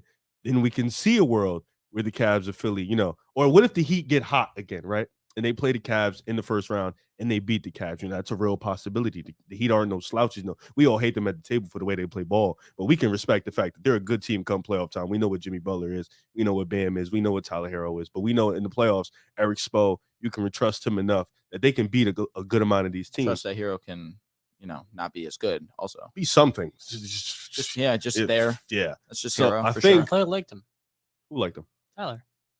No, I like Tyler Hero. Me and Riv have been notorious Tyler Hero haters. Yeah, no, but he's given him his respect this season. Yeah, he's been good. But I think the East is such a I think Boston, I think the Cavs match up with Boston, but they don't have any experience really. They don't have any. They don't have consistent wing depth. You know, I love Evan Mobley. I think if you put him on Jaylen Brown and Jason Tatum, you're okay with that matchup. But at the same time, I think that experience is lacking. They don't have a lot of wing depth. You know, they're really Donovan Mitchell, Darius Garland reliant. So I think Philly is an interesting wild card too, because I think in a positive world, you would think they can beat the Celtics and the Bucks, right? Or at least the Bucks, because you think they match up well with the Bucks. You know, I think Embiid, Giannis, you got Harden, Drew Holiday. the Sixers should be better than what they truly are. And it's a shame that we look at them the way we look at them, but they just don't have enough playoff resume to really resonate to like, oh, we think they can beat them. We think they could beat them. And we own Philly. You do. And I wouldn't even take Philly in a series against you guys. But against the Bucks, now that's interesting. I wouldn't take Philly. I'm not saying I wouldn't take Philly. But I think if you're a Philly fan, respect the Giannis, top 2 player in the world. Respect to the Bucks, they're a top 5 team in the league. But if you're Philly, you're looking at the Bucks and you're saying, this is the matchup. Not because like they're not a top team, but we just match up better with them than we do with Boston. This is the matchup that we want because this is the matchup that can propel us to Joel Embiid's first Eastern Conference Finals. So I think in the East, it's really favorable on matchups. Like the Cavs are hoping the Bucks and Boston see each other in the second round. They're praying on it because they don't match up well with the Bucks at all. But, understandably, East pretty much sucks. It's just 2 teams. It is. And it's Really? pretty, yeah. I just don't understand how you're like not all in the Cavs being that 3rd contender. I'm all into a degree. I'll say this really quick, John. Regular and then you season, can go. Cavs got our number. The Cavs can't be a contender to me personally because simple as this, Boston is better offensively and defensively No. than the Cavs. But don't you think Boston Defensively, Before we Cleveland's been one of the best continue, defensive teams but in the then league. healthy, there is no better defense than the Celtics. That is simple. Healthy, there is no better They defense have than better the Celtics. wing personnel. Say that one more time. Milwaukee? I like Boston's defense. All 3 of I these understand, teams but I feel like 1 through 5, when healthy, the Boston Celtics, everyone can defend. That's fair. Really, 1 through like 8. That's fair. Go ahead, John. Are the Celtics the best team in the NBA? I would say yes. So the Cavaliers aren't a I contender do. because I also think they're the best team in the NBA. I agree. We I'm know you asking do. Drew. Yeah, we know you So- do. I would agree with you guys. It's the best team right now. So the Cavaliers aren't a contender because the best team in the NBA is better than them. In the same conference. So here's my gripe. So last year, did you consider the Grizzlies a contender? I don't think we did. I had It was them wait as a and see, contender. right? I had them as a contender. I think it was more Imagine wait if the and see. Grizzlies had an elite half-court offense and a reliable semblance of rim protection. The Grizzlies also had a wing defender. So They still do. we'll talk about the wins in a second. So this Cavaliers half-court offense with those 2 guards Amazing. is amazing It is. because they don't have to juice up the pace and do all the smoke and mirrors. They're like at the bottom of the league in pace and they don't score a whole lot of points, but they're top 10 offensive rating because when the game slows down and it's all about the half court, those 2 are dynamic enough of creators. So then the biggest question with the Cavaliers becomes their wings, right? I agree the Cavaliers' wings are a pretty big issue. They have 5 wings. The first is Karis LeVert. Spark plug. God, he sucks. Spark plug that can play make and you can't rely on him at Enough all. with that. He can't do anything. Spark Isaac- plug is super kind. Go ahead. It is kind. You're nice. I know. He Talk- can play talk make to- was also kind. Yeah, that was. Talk about Isaac I'm trying Okoro. to be nice. He's a good guy. Isaac Okoro, Respect him. elite wing defender Thank you. that is starting to make open Thanks. threes. That's all I've been asking for, John. Thank you. Jetty Osman, shooting Jesus plug. Christ. Dean Wade, 6'9" shooter He does not know how to play basketball. that can cut a little bit and will hold his own The feel defensively. is not there. But he's coming off of an injury. Yeah, too. the feel Never is just mind. it's just And the last one is all reliable Danny Green. That's old, yeah. old as Old, shit. not old. Old Old. as shit. What is he, 36? So between those 5 wings, I feel like the Cavaliers have a good enough offensive backcourt and a great enough defensive front court for those at least one of or 2 of those 5 guys to just make spot up looks and hold their own defensively. 'Cause with how well their do you backcourt's think? defending, this team is a clear contender. It's not a discussion. Of course, only real defender there, though. Dehls, I got this, Dehls. John, I love you. I love you like a brother. Like the little brother of the group. You have to be serious. Against Jason Tatum and Jalen Brown. That 5 wing rotation is dog shit. It's dog shit. It is You dog know shit. it's dog shit. It is dog shit. It's like legit not ideal. Isaac Okoro, is he dog shit? He's 1. He can guard both of them.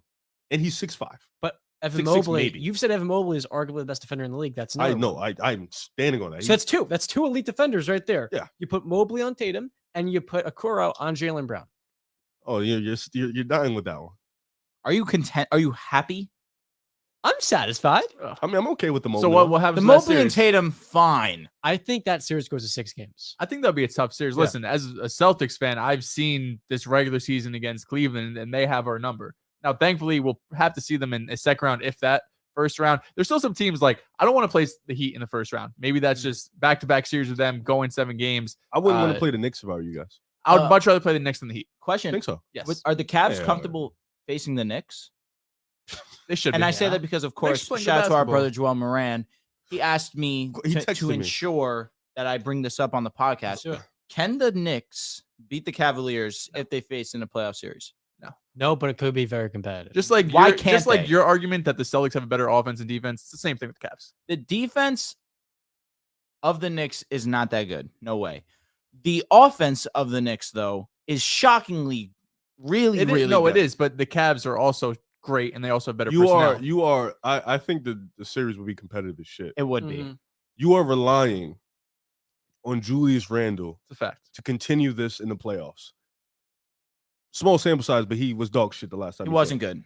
And then you still have I look at the Cavs and the Knicks. I think starting lineups, I do think they match up well. I'm not saying they don't match up well. I just look at the Cavs, top 10 in offense and defense. They have a playoff machine in Donovan Mitchell. They do. They have a rim protector in Jared Allen and Evan Mobley. They have a bunch of defenders. Donovan Mitchell's a solid defender. And they have a pick and roll merchant in Darius Garland. They have a playmaking machine. Like, they have everything you need except a wing defense. But with the Knicks, they don't have a wing offensive machine. You know what I'm saying? Like, Okoro, 6'6", he's big. You trust him on Not an Jalen offensive Brunson. machine. No, I'm saying for defense. You Got trust him it. on Jalen Brunson. If Jalen Brunson cooks, Jalen Brunson cooks. You know, you're not going to really stop an offensive player. Mobley against Randall, Jared Allen against Randall. You trust that front court. And then on the other side, you know, Quentin Grimes is a really good defender. But RJ Barrett is like he looks like he's He a really has good the- defender. got it, He has the look, but Donovan He's Mitchell. not bad defensively. Donovan- RJ, he's not shit It's defensively. been rough this year. He has been. It's been surprising how bad he is. Just like defensively. non-engaged and just like kind of slow. He's been Brunson trying can- to focus on offense. Brunson and can he get to shouldn't. any. He stinks. It's tough. Like, the Knicks are a tough team. I think they make any series they play competitive. I agree. think it goes 6-7 regardless of who they play. And then who would you give the upper hand to, Thibodeau or Bickerstaff? Oh, easily Bigger JB. staff. Come Mhm, on. staff. Yeah. Okay. Right now, the Knicks Typical would on the play worst. the Sixers in round 1. That's tough for the Sixers. I'm not gonna lie. They're not gonna get out of that easy. No. Doc versus Tibbs, the battle of terrible Doc could playoff fuck around and coaches. choke that Couldn't be series. worse. Like, I don't think they get out of that series easy. I think the Knicks, even if they play Boston 6 games, Bucks 6 games, like, they will make any series tough. Even if it's 5 games, it's the hardest 5 games of your life. You know? 'cause Yeah, I mean, they're going to be competitive. The They're Knicks- physical. The Knicks play very, very tough basketball every single night, and that's why, Riv, what you're saying is facts. Any series that they play in, they will make tough. At least that first round is going to be a tough matchup on any team. The reason why it's tough to side with the Knicks, and I say this as the Knicks guy, the personnel simply just does not match up with that of a Celtics, with that of a Milwaukee, and that's obvious. And now when we're talking about the Cavaliers, if we just want to talk about backcourts, right? Jalen Brunson's been phenomenal. As great as he has been, Donovan Mitchell is just a better player. He's the better version of Jalen Brunson Bigger. at this, and slightly. Slightly, yes. Facts. But then you add Darius Garland into that mix, right? Darius Garland would come in and be one of the Knicks' best players. the Knicks' best player. I'm not going to go that far, King, because what Julius Randle has done this season has been Brunson. unbelievable. Brunson, He yeah. needs that respect. And Jalen Brunson's been better. And Jalen Brunson this season has been better than Darius Garland. We spoke about it. We believe the talent of Darius Garland is No, I think better you're than a not gonna- Brunson. I think he's better than all of them. We know. But he's not better. Right now, Garland Julius guy. Randle, you need to throw some respect on his name. Garland guy. I think you could throw respect, but still think somebody's better. I think Darius Garland's better than all of them. I think Garland to Brunson is a more fair comparison if we want to have the two. And Brunson's been better this year. If you take Julius off this team and put Vucevic on this team, they're not a playoffs team. What does that do with that? The impact of Julius Randle, Yeah, I'm just trying to go but you similar used the position. bum. If you took Brunson It's- out and put Vucevic in, But that's different positions. No, that's not what I'm trying to do here. I'm trying to say the impact of Julius Randle and what he means to the squad. That's But it. I just didn't like how you used the bum. Well, I'm trying to say similar. Well, exactly. You're trying to discredit Julius Randle to a degree. Am I You can saying say that Garland's he's been better? playing. It's tough because you got to understand without Julius Randle, the Knicks are not the same team at all. I agree. I can give Yeah, it to that. of course. I don't, but I don't think I don't think that's what he's arguing. Yeah, I don't think it was disrespectful to think Garland's better than their team. You're taking Randall No. off the team. You're not putting Randall in the top 30 players. You are with Garland. Am I? Yeah, you are. You were asking if cannot, DeJounte James. Murray is a top 40 player a couple months ago, and Garland's like at least a tier above that. Yeah. He's a top 7 point guard. Stack. Will Garland ever be an All-NBA player? He can be. Older guys phase out. Curry and Dame. Maybe. He definitely can be. I mean, what is he averaging right now? 21 and 9, and he started off slow in a bad eye. It is pretty tough. You have Shea, Dame's so Shea. Dame will be gone soon. Shea. Dame's what, 31? The young He's like guys. 33. I got Is the he guards. 33? Go ahead. So you've got Shea Gilgeous. Yeah, name all the young guys. You've got Ja, Mhm. Trey, Halliburton, Oh, yeah. then Jalen, who has a lot more opportunity. Jalen who? Brunson, De'Aaron Fox. Oh, yeah, He he can get be all on. He can be on. Yeah. Yeah. That's six. Once That's not including shooting guards like Devin Booker, like Jalen Brown. No, I understand. But once you name Donovan. Halliburton, I feel like he's right there. Did you mention Luka also? No, I didn't even mention Luka. I feel like Trae Young? Did you mention Trae Young? Yeah. Luka, Ja, Trae Young, SGA. SGA. After that, he can definitely get that teetering spot, 5, 6. Sometimes he can get it. Yeah, Okay. he can be all NBA. I just Did you listen. say Donovan? Oh shit. Yeah, Donovan, the shooting He'll have guard. to That was lock just it. But point that's a guards I guard. was But I'm listing saying off. that's guards. Outside of Donovan Mitchell and Devin Devin Booker, Booker. I think outside of those two, he can be better than any other guard, any other two guards. Listen, I'm not all right. I don't want to make it come off like I'm Jalen Brunson hater. No, he's been having a phenomenal season this year. I It's like just Garland think, lover. yeah, I just think, Or a Julius Randle hater. oh, well, Which is fair. yeah, which is fair. But I didn't mean to compare Randall and Garland. It's fair to hate. Because he's Two been different- better than he was the year that he was All NBA. I know, Yeah. he's got to do it in the playoffs. I just think Garland is a better. I just think like the situation helps Brunson. He has to do that. Garland is kind of the second fiddle.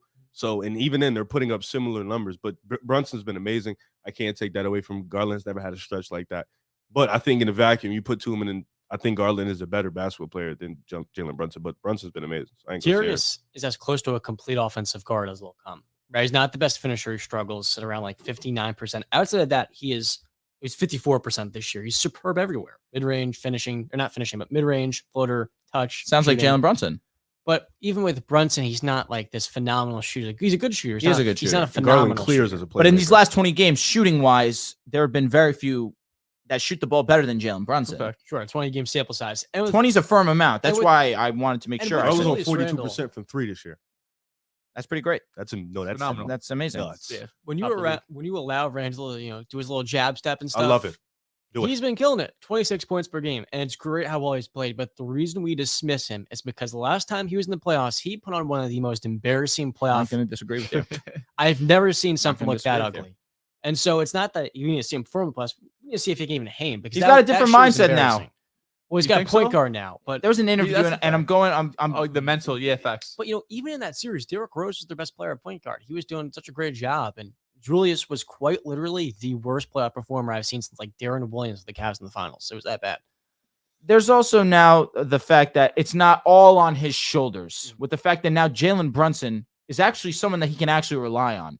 And of course, RJ Barrett was on the team last time they were in the playoffs, but you couldn't rely on RJ. RJ had one really good game, and that was the game that they won, game 2. You can rely on him now. You can't. Oh, That's okay. exactly my point. You can't rely on RJ, but at least now he has someone that he can rely on. And now he doesn't have to feel this pressure of, if I play bad, we have no chance to win, which, listen, that statement is still true. But even still, there's a little bit more leniency if I'm Julius Randle, where I don't feel as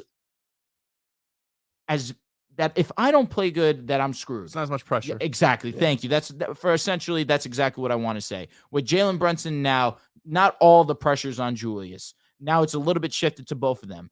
And really, they can understand that they go into any series, everyone's not picking them. No one is going to pick the New York Knicks in any series. So they can continue to keep that underdog mentality that they have basically played with all season long, the way that Julius Randle has played with a chip on his shoulder this season, the way that Jalen Brunson has played with a chip on his shoulder this season. These two guys have been phenomenal offensively. The thing that does worry me is the fact that their defense has not been as great as it's been, or at least it was the year that they did make into the playoffs, which is shocking. But you would hope that come playoff time, they become a little bit more focused on that aspect. And I trust that the offense will translate, because Jalen Brunson's offensive game, he already showed it last year that it can have success in the playoffs. The question is Julius Randle. And I think that this year, since it seems as if he has a new mindset to the game, he's not taking things so personally now. He's allowing the game to come to him. It's allowed him to play a little bit more free-flowing and a little bit more confidently. And it should translate into the playoffs. It should. So do we think, because right now we feel pretty confident Celtics and Bucks move on. So I think the real question is, if we're talking about first round matchups, is there any team that can upset the Sixers or Cavs? We've been talking a lot about the Knicks, right? I think the Nets are the 5 seed right now. There's a very strong chance they fall out to maybe like the 7 seed or something like that. The Heat are currently the 7 seed, but is there any team that you guys see can get past them? Is it just the Knicks? Is it the Heat with experience? I would say Heat, Knicks. The Heat and the Knicks are those 2 teams for me. That's probably it. So we're going to go through the first round matchups so we can get to that conversation also. So we're going to do the play-in first. So as it stands right now, the 7th seed's the Heat, the 8th seed's the Hawks, the 9th seed's the Raptors, the 10th seed's the Wizards. We'll go through this really quickly because these teams are very poopy. Yeah. 9 and 10 would be the Raptors and the Wizards. I would go the Raptors. I think they're the better coached team. I still think that they have the better starting Raptors. 5.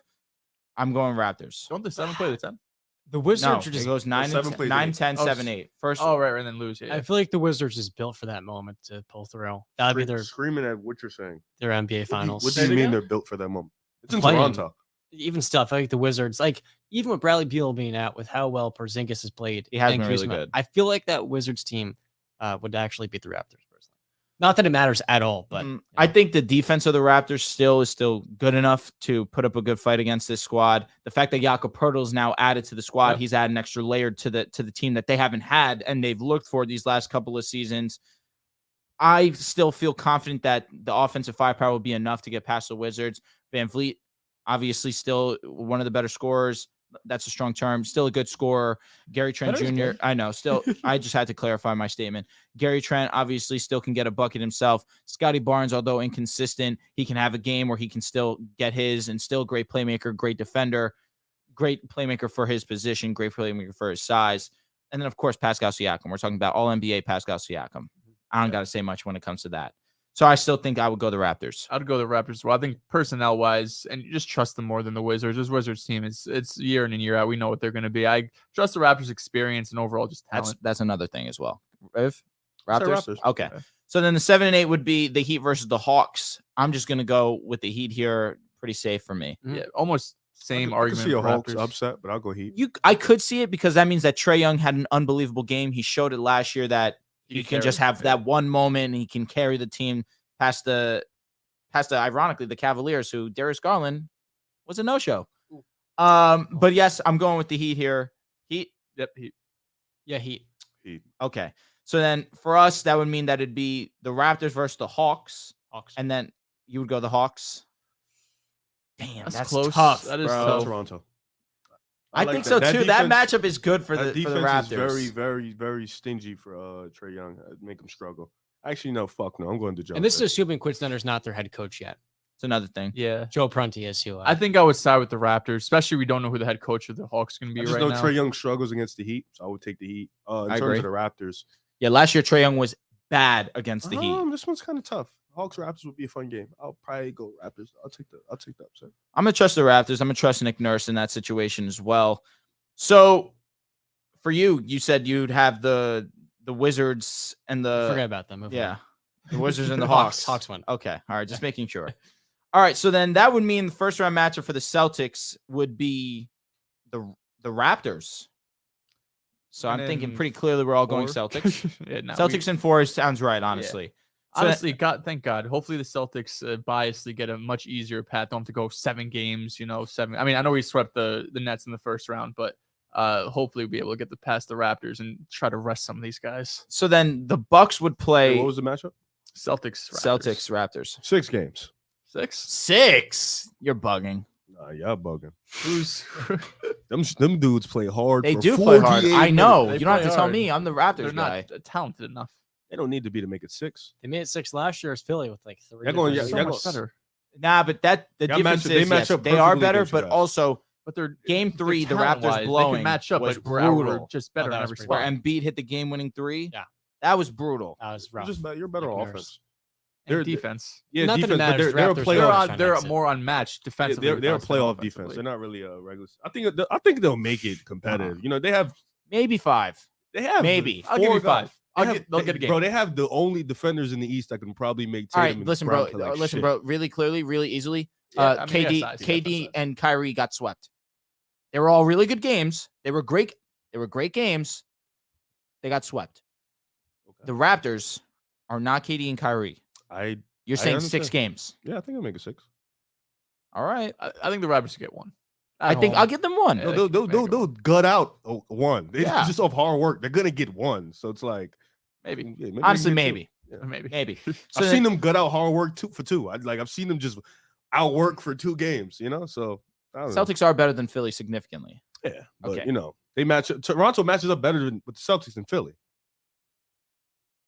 What are we Big? doing? Is that Embiid, you're saying? I don't know. Jakob Poeltl now makes things interesting. Holy fucking moly! You're saying in matchups. In matchups. But I'm saying Toronto wants to play all wings. Of course. So that's why Boston pretty much has all side Well, guys that are wings. do they want to now? They were thrown. They want not probably not now. That's what I'm but saying. Now you don't have Jakob allows you the flexibility to not have to force your way into that.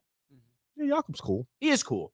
All right. And I don't want to make it sound like he's this all-world player. OG and Siakam, no. Defensively, it's OD. nasty. Okay. Awesome. And don't Celtics forget move about on. Gary. And don't Celtics forget win, about though. Fred. Celtics move on.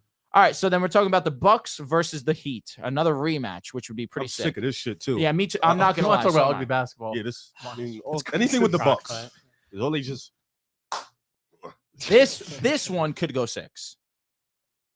I think every first round series could go 6. And no, I would take the Bucks in 5 or 6 against. I the would Heat. take the Bucks in 5. Yes, but I would not be. What's it would not- Middleton's status? He's good. He's playing. I'll take it 5-6. They're on a 13-game heater, by the way. For those that aren't They are, aware, 13 games in a row they've won. and they were beating Phoenix last time I checked. And Giannis also did He get. does struggle he- against Miami though. He does, but something to be aware about. He came back from his wrist Suns are injury. up. Let's go. Then he also did have a knee injury in his last game that he played. He's not playing against the Suns. So that's something to look out for. Hopefully that he's going to be all right. I'm assuming he's all right. We haven't heard any breaking news that he's going to be out for weeks, but he is not playing against the Suns.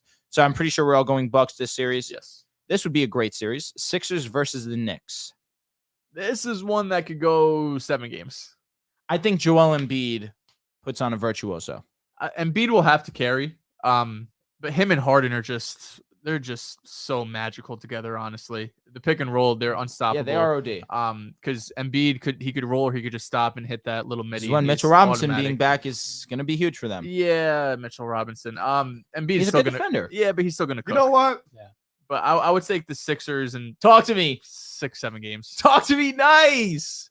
You know, I think this is the one that blows Philly up. Oh, shit. I think It's not the second round yet, though.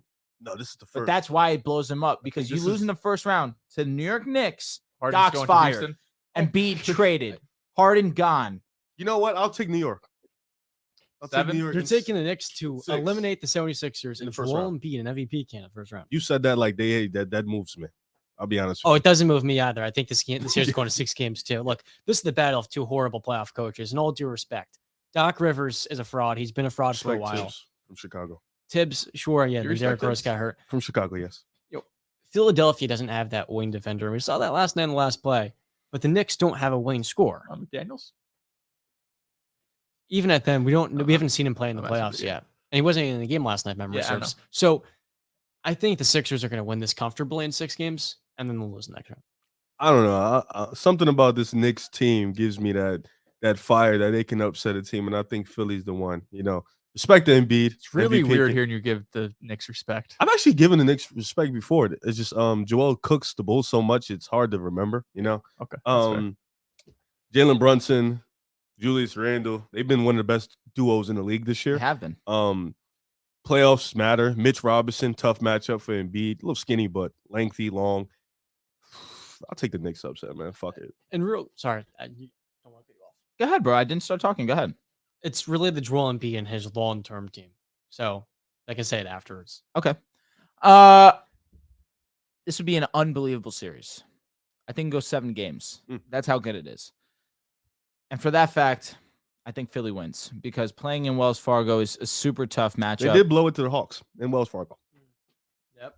But that was also with a historically bad Ben Simmons. And Was also, that historically bad or just Ben Simmons? it ended up being the moment where in history we find it that was the moment Ben was the Simmons turning point. became the Ben Simmons we know now. And also we don't give enough light on Embiid being mid also, where he had his moments of being really He's playing firm. on partially torn meniscus. too. And it's always something with him, no doubt. And I'm a Donovan Joel Mitchell was Embiid playing guy. a bad ankle. I'll say this. I think Joel Embiid, why it's essentially wins the series is because what you said. This guy just was runner-up MVP 2 seasons in a row. It's a strong candidate to win the MVP this season. He's been phenomenal. I even had a tweet saying minus Kevin Durant, and I want to make sure I correct myself on this, and Steph Curry. There's a strong argument for Joel Embiid being the next best scorer in the league. And people can argue, oh, he's a free throw merchant. He averages 11 attempts a game. Why it's impressive to me is that he's a 7-foot guy shooting 85% from the free throw line. He's a wing.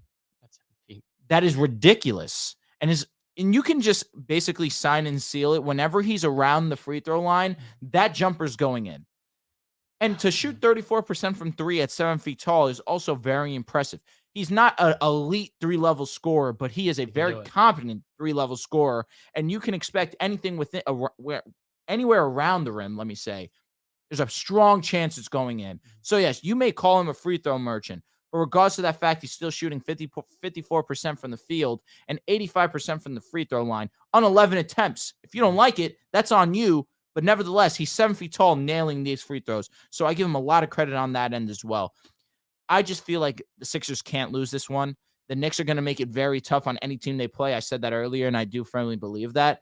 But regardless, I think Embiid is the best player in this series very easily, and he should assert his dominance, and they should get past Is Harden the second best player in the series? He should be. Should be. But I don't know if he is. He should be, but I don't know if he is. Harden, second best player in the series. He should be. Will it be the same answer at the end of the series? Correct. I don't know. Brunson could. He's walking in. He is the second best player in the series. So Brunson can average 30. Brunson could go crazy, but it also depends on the defensive matchup that they assign to Brunson. I feel like either which way now, I don't know if there's any off the top of my head. Let me respect Anthony Melton, who's been playing really solid defensively. They did trade Thibault. PJ Tucker is not going to really be assigned to Brunson. So we'll see how that works out. The next matchup, as of right Real now. Quick, sorry, I don't want to cut you off. Go ahead. I have to ask you this question. Okay. All of you guys. Could we be seeing the end of Joel Embiid in Philadelphia? His coach is Doc Rivers, which is bad news in the playoffs. James Harden's leaking all these reports. He's going to go to Houston. His camp is, at least. Tyrese Maxey's redundant with Harden, as is. And will he ever be an all-star? We don't know. The answer, you have no wing defender and very little depth. This Philadelphia team is hanging by the thread of Joel Embiid. While he's been great with Harden, we've seen Harden in the past quit on teams. Yeah, I think they have to get to the Eastern Conference Finals for this team to stay together. I don't even think, even if they get past this first round, if they lose again in the second round, we could still be having this conversation. The Knicks are probably going to be one of the teams we talk about this upcoming offseason, possibly going them. Who knows if Philly and New York actually do a trade, obviously being, historic rivals over the years. But you make a good point, John. I think the Sixers team, we've seen it year in and year out, and I don't know if it's because Embiid's a big and there's a limitation. If you're big as your best player, how far can you get in the playoffs when, everything is such a 3-point shooting league, even though the East is more physical. And as we talked about earlier, not as much finesse and shooting as the West. If they lose in the first round, though, against the Knicks, I think you could basically stamp it. Maybe they go for a quick retooling. They fire Doc, trade, or I guess Harden's free agent, move some pieces around, try to build a different team around Embiid, but it's going to be hard to find a better fit, I think, than Harden and Embiid, at least as your second best player. But first round exit, you could basically seal it as things are going to change. Doc gets fired without a doubt. Could this be the end? Absolutely. It absolutely could. But of course, there's certain situations that you could look at and think that, hey, we'll give this another run. Let's say the Sixers make it to the ECF and they lose in a respectable 6 games. I feel like then if you are the front office, you can understand, hey, they put up a good fight. Yes, we have expectations to make the finals, especially with Joel Embiid and James Harden as our guys.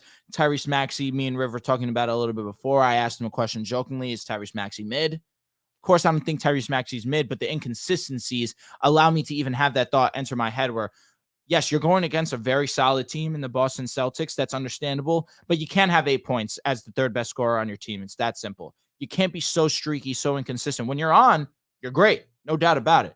But you can't have these moments where against great teams, the best of the best, you go and you have a stinker like that. That's another aspect that worries me about the 76ers. But if they lose in the first round, it's done. Joel Embiid's gone. Doc Rivers is fired. If they lose in the second round, it depends on the matchup. It depends on the situation. That's another one where if they go against Milwaukee and they lose in a 6-7 games and it's a great series, then I think that then Embiid would still be likely to stay with the team, but more so maybe Doc is gone because then it's a coaching thing, especially if it's a 6-7 game series. Maybe some minor adjustments could have been made that you were able to overcome that hump. So really, I think that it's more so a Doc Rivers, is he gone type of question where I feel like we ask that question constantly, but I feel like the first round exit is the only situation I feel like Embiid would ask to be traded. That's the only way I see it. The next matchup would be the Cavaliers and the Nets as of right now. Cavs in 4. Yeah. Where I still don't feel the Nets are going to be a top 6 lock right now where it currently stands. They are. The Knicks are a half game out of being the 5th seed, but the Heat are 3 games behind the Nets for them to be that top 6 and the Nets to drop into the play-in, just so you guys are aware. I'll say this and then jump back on this real quick. If Embiid doesn't make a ECF this year, I think he's gone regardless. I think either him or Doc, because I think at this point, you've been a runner-up for MVP. You know, you've been one of the top players in the league, and you're the only guy in the top 10 that hasn't made a conference finals. Yep. You know, and we're not going to say it's all his fault. It's not all his fault. But sometimes it is your fault. So we got to kind of look at you like, yo, bro, what's going on? We've given you Harden, we've given you Jimmy Butler, we've given you all these guys. And Jimmy Butler shit's unfortunate, though. Yeah, that's what, but he got locked up in that series. Okay. Toronto. They locked him up pretty bad. Tragic. Yeah, it was not ideal. Ibaka, Marc Gasol, prison. That was a great. They put up a great. They put up a great unit. Yeah. And Embiid's a better player now. Probably. They're gone though, so it doesn't really matter. yeah, they're gone. They left knowing they did that. You know, so and they won a championship. Shout out to them. Yeah. Cavs easily beat the Nets. They have no offense. Mr. Mikal Bridges will not lead them to the promised land. Ben Simmons probably won't play in that series, and even if he does, whoop-de-doo for Cavs. That makes them worse. Cam Thomas getting reverted to the bench is really weird. I think Vaughn. Talk about DFS, bro. Yeah, he's not good. I think Vaughn values defense a lot, though, and hence why Cam Thomas is not a starter, because Cam Thomas is not a good defender. He got an extension, too. It's good. They must have believed in him. But yeah, the Nets just don't have enough firepower in the playoffs to fully galvanize a group to win a series. I don't even think they'll win 2 games. They might get 1, probably in Brooklyn. You know, defensively, I think they'll be great.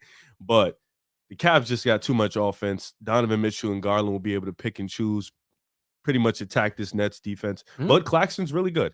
You know, I think Claxton defensively, Dorian Finney-Smith can provide some defensive length. Ben Simmons, if he was somewhat reliable, would be a good defensive guy to stop Donovan Mitchell and Darius Garland.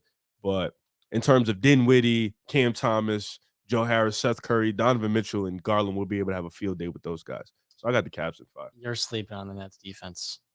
I am not. Sleeping on that. For what? They just lost by 40 points to the Bulls. You're going to value 1 game against Chicago? The fact that you lost to the Bulls by 40, you should value it highly. That's what I'm saying. Yeah. Like, How many games is this? Claxton, Mikal Bridges, and then Cam Johnson, DFS, Dinwiddie, Ben Simmons. I mean, on defense, 2 years left. Who's defense. scoring points? That defense is elite. They'll have to go offense. They already though. talked about Who's- the 2 guys being left out of the lineup of Cam Thomas and Ben Simmons. These are the 2 guys that right now are being They're gonna left have to out of the play Seth Curry. rotation. Yeah, Ben shouldn't be in the They'll rotation, have to but play Cam Seth Curry. Thomas should. They'll have to play Spencer Dinwiddie. Those are matchups that Garland and Mitchell can easily exploit. Dinwiddie got the best Jalen Brunson Donovan Mitchell last year. Because You think- defensively, wait, hold on. the 'Cause defensively, I love when yeah, people I say know. that. Go ahead. Then Dinwiddie was guarding Mitchell. No, he was on the other side. Oh, He was number 2 when they beat him 2-1. okay. Games. Interesting. So that's what we're doing. How many games this I series? make going, John? points. 5 games. Okay. You do make points. That's all I want to hear. So I'm sleeping, but you have one more game than me. The Nets defense not getting attacked the way you worded it. To be clear now. You did say they could pick apart. And then I did call out the guys who they're going to exploit, right? Now Claxton. I didn't say Claxton. I Now said with Mikal. I said Dinwiddie. How is Dinwiddie is a pretty good defender. Wait, how is Mikal Bridges going to help Curry in a switch?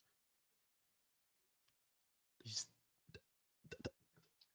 going on? He doesn't. It doesn't. That was fucked up, Riv. No, 'cause What you did was fucked up. What's going on? Why I are was you trying to think of his nickname. What's going on? You got stuck. You good? I buddy? forgot his nickname. I know. That's what All right, I what's his thought. actual name? I think it was the Warden, but the actual name is Mikal Bridges. Oh, got it. What is he going to do? I mean, if the other 4 guys on the floor are elite or very good defensively, I think he'll be fine with that one switch. I don't know, because the Nets will have to Okay. prioritize offense more than defense to win the series. It will. Well, yeah. Which I can't. And if you're telling me they're putting out Ben Simmons, did you name Ben Simmons? No. Oh, thank God. I thought you were going to say they're going to put out Ben Simmons. I Yeah, mean, he can sit on the bench. yeah, okay. I mean, how are they going to score though? They won't. So it's hard to win games. You can't Yeah, score. especially in the playoffs. I mean, Bridges, you told me, man to man, you said the leap is coming. So is this the leap? Is this Bridges is their best shot. Bridges is their You're best shot, pushing but that. he's I not. said Mikal could be a great number 3. I didn't say. This is the moment you become. If Bridges is Skeptical. great, he averages like 22. And that's him being great. That's nuts. I just not gonna don't happen. see this series being. I think it'd be hilarious. It'll be funny to see the Nets and all these pieces that all these Nets fans were so happy to acquire in the Kyrie and Great KD role trade. players. No, to see them absolutely get smoked in 4 games. Great role players, but we know it's playoff time. You need superstars. You 'Cause need guys who could drop 40. The Nets don't have People anybody were that can do that. happy that the Nets fans were happy that they traded Kyrie Irving for DFS and Spencer Dinwiddie. They were happy with that. Yeah. Nets fans were happy with trading Kevin Durant for Mikal Bridges, Were they Cam happy? Thomas. No, they were happy. Well, they could trade Cam for like. They were like, hey, this is a Mikal for good 3 package. firsts. If we're going to trade Kevin Durant, this is the one. I Should like they have it. made that move? Bridges for 3 first? I think you hold into the offseason and then you'll have a better idea of what the market is, and you have the optionality to keep him depending on how much What he if develops. what if the deal like they don't send like what if the Teams are offer- desperate for Yeah. wings? The deal will be People there. would someone 3 firsts is going to be out there in their offseason. Maybe if you 4. get more. Exactly. Yeah.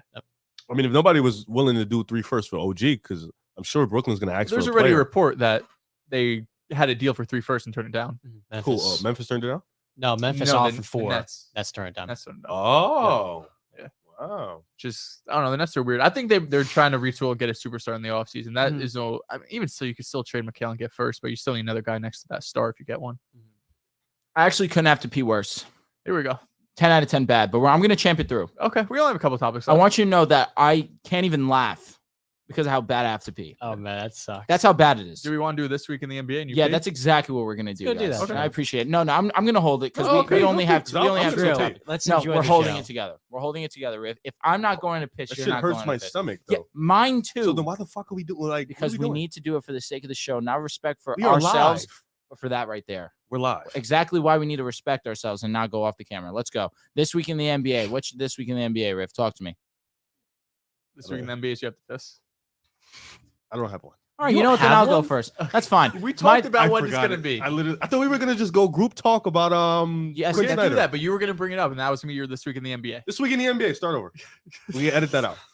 We're not editing it out. I John, told you you, edited that out? Riv, I told you I Live, can't champ. laugh. Riv, I told you I can't laugh, and you go and you make a joke. You gotta Bro. cut the shit. I almost pissed myself. I have to piss too. You want to hold shit You guys all day? can pee. Like you're acting like it's gonna Yeah, be. that's what I'm trying to No, explain. no, no, piss. Dehls we're and I not. got It's this. gonna be a No, 40 second I might piss. piss for a minute and a You half. guys straight. gonna pee together? You're Go gonna ahead. cross streams in there? It'd be one at a time. That'd be Come on. bad effective. That would be bad We go effective. sword. All right. All right, so You you're said that this- you have to look each other in the eyes so you don't look. All right, talk to me. You're this weekend in the NBA is what, bro? What is Quin it? Snyder Oh, got it. potentially going to the Hawks. I'm actually curious. I want to hear John's response on this because I know you're a big DeJounte hater, and you've been very, very adamant in the past. I remember of the Jazz defense, and I remember me and you. We had a show one day. We were talking about how broken the Jazz were defensively. So talk to me. What can Quin Snyder provide for the Hawks? Can he make a quick fix this year to maybe they can go into the playoffs, upset not the top dogs, but maybe one of them other teams? This year, no, it would be more of an evaluation for the offseason. I think Quin Snyder is amazing because top 10 offense, top 10 defense, year in, year out in Utah. Atlanta should be that in theory. They haven't been. And with how bad the offense looked, it was constant hero ball. Your turn, my turn. Snyder's not doing that. Snyder's innovative. He's got, the hair. It speaks. He's a really smart guy. He's crazy in terms of preparing. I think DeJounte would be maximized. And with a real head coach, Trae Young would have one of his best seasons. And do you think he has the Crying at personnel? the hair Because analogy. in Utah, he didn't have the personnel. We Mhm. can all agree he Yeah. didn't really have the personnel. You think this Atlanta Hawks team is the personnel for him? I think they're a couple pieces away. And Yucca, maybe he can develop into that versatile Swiss Army knife, but I like do that. think they need a better starting center than Nakon will. If they can get, What's wrong with Clint Capella? he's slow. He's also He's still a really good he's shot. an overrated defender. Just an old school. But his big. shot blocking is still very good. It's if it were very good, He's they a good wouldn't be rebounder. first in defensive Really good rating. rebounder. He is a good rebounder. Great rebounder. You're right. No, yeah, incredible rebounder. Yeah, Say big that. time. It's just Can he unlock DeAndre Hunter? That That's was an amazing actually the question. real question. Because he's never had a listen. Credit to Royce O'Neal, but Can he let's unlock be DeAndre fucking Hunter's serious. hilarious. Oh, he He's went for never a had. first. Respect him. Yeah, Nets clowns. He's never had a great wing defender like DeAndre Mhm. Hunter. I think we all can agree when DeAndre Hunter plays, he's on his shit. He's a great wing defender, can space the floor, can create in spurts for himself.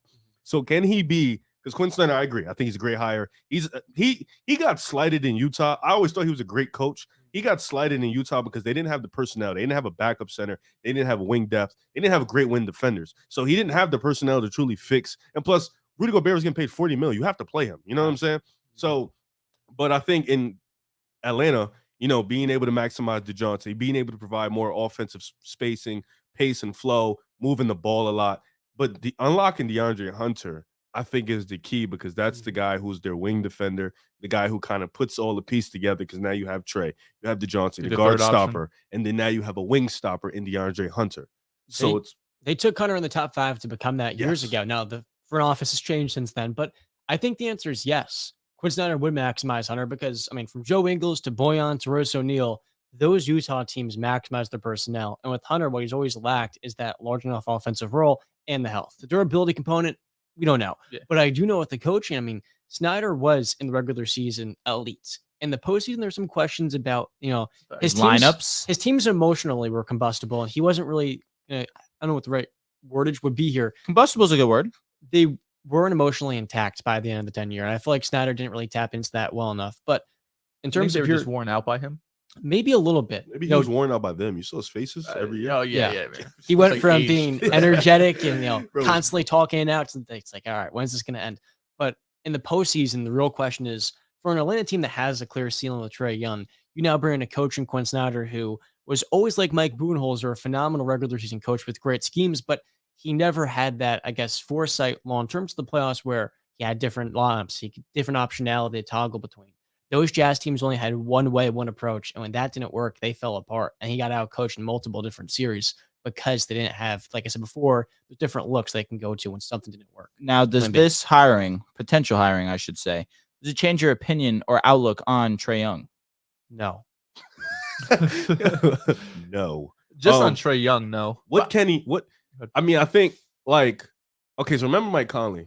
He was very playmaking centric. He's always been a good playmaker, but he was very not look for a shot, help others get them in tune. I think he can provide that for Trae Young, but I don't think anybody can help Trae Young. And I say this because other than him. No, I say this because himself. Yeah, because no coach can truly give him 5 inches and 60 pounds. Yeah, no coach. You don't need the height to be a better teammate. Okay. But that's within yourself. That's what I'm saying. No coach can teach that. I'm with you there. In terms of leadership, in terms of intangibles, that's all within you. Yes. And Trae Young, from what it seems up until this point, has lacked that.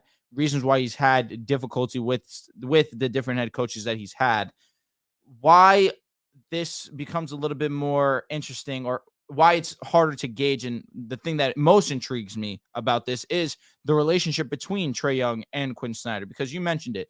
When Quin was over there in Utah, there was a disconnect between the two best players because of their own issues, not because of the coach. That wasn't on Quin. Where Donovan and Rudy had their issues because of the whole situation that happened prior to the shutdown. Yeah. And it feels like there was a lack of trust there, at least from what the reports had come out with. Now, similarly, where at least Quin has dealt with stars before, but not quite like Trae, where in terms of ego? Correct. Okay. In terms of ego, and also with the fact that Trae Young, his ego, yes, sometimes gets in his way, but at the same time, his talent's so undeniable that it's going to be if I'm Quin Snyder, my primary focus is, yes, you want to develop DeAndre Hunter. Yes, you want to maximize the ceiling of these players, but you cannot maximize the ceiling of the Atlanta Hawks without getting to Trae Young. Whoever that head coach is that changes Trae Young is going to be the one that continues to stay with the Atlanta Hawks for the remainder, at least for Trae Young's tenure. Because the importance of the Atlanta Hawks is to not come away with the idea of, man, we could have Luka Doncic. Man, we traded Luka Doncic to acquire this guy who is our franchise guy. And I think we had conversations off the podcast saying that people like to say, I think this was on the playback, actually, now that I think about it. People like to have the conversation of, is this the most even trade in NBA history? No, it was actually a fleecing by the Dallas Mavericks because they got Luka Doncic. And I'm sure the Dallas Mavericks, if they had Trae Young, although Trae Young is a very good player in his own right, he's simply not Luka Doncic. So with that alone, you need to do whatever you can if you're the Atlanta Hawks to put Trae Young in the best position possible. But yes, I believe Trae Young does need to look in the mirror. I think Trae Young needs to become a better leader himself. But what's undeniable is his talent on the basketball court. And he has been cooking recently, where he started horrendously on a bad stretch. I think it was early in the season, 42% from the field, 31% from three. He's increased it to, I believe, 40 in a certain span of games. I think it was 46 and 35% from the field. With the volume that he's at, that is still impressive to me. His playmaking is still impressive to me. I just think that Quin's main focus, where it should be, yes, the development of a DeAndre Hunter, the development of these young players on the Atlanta Hawks, incorporating these lineups where DeJounte and Trey Can work together. and DeAndre, yes, can work together. His primary focus needs to be Trae Young, because Trae Young is the most important piece to this team. Devin Booker said a crazy bucket over Drew Holiday type of game. I think this is a great move. It wasn't crazy, actually. It was just post move, little fade over his right shoulder. But I like this move for the Hawks. I think this season is a wash. I don't think Quin Snyder is going to come in. And even if they make the plan, I mean, they're going to be a first round exit. They'll play Milwaukee or Boston round one, and it's going to be chopped. Doesn't really matter who your coach is. But the Hawks, I think we all agree, are a talented team. They have talented players. Trae Young, DeJounte Murray. We mentioned DeAndre Hunter, former top 5 pick. But they almost felt like they had no direction in a sense, and not in like a talentless, like they're not like the Wizards where like they're trying to compete, right? But it was just always, it felt like no one took accountability. And going back to Drew's point of like not having someone like Trae Young, who is the leader of your team because he's the best player on your team, but not having that personality of being a leader. And I think that's where Quin Snyder could come in and bring some more experience and overall just have someone to kind of put this team back together, right? I mean, 2 years ago, you go to the ECF, right? And it almost seems like the arrow is pointing up for the Hawks. Then last year, you get bounced in the first round. Then this offseason, you trade, 3 first-round picks, get DeJounte Murray. And then in the middle of the season, or I guess to start the season, things don't go well. The fit doesn't seem to be right. You're losing games. Trae Young struggles. DeJounte Murray kind of finds his way as the season goes on. But then you have the Trae Young and Nate McMillan drama that goes on throughout the season.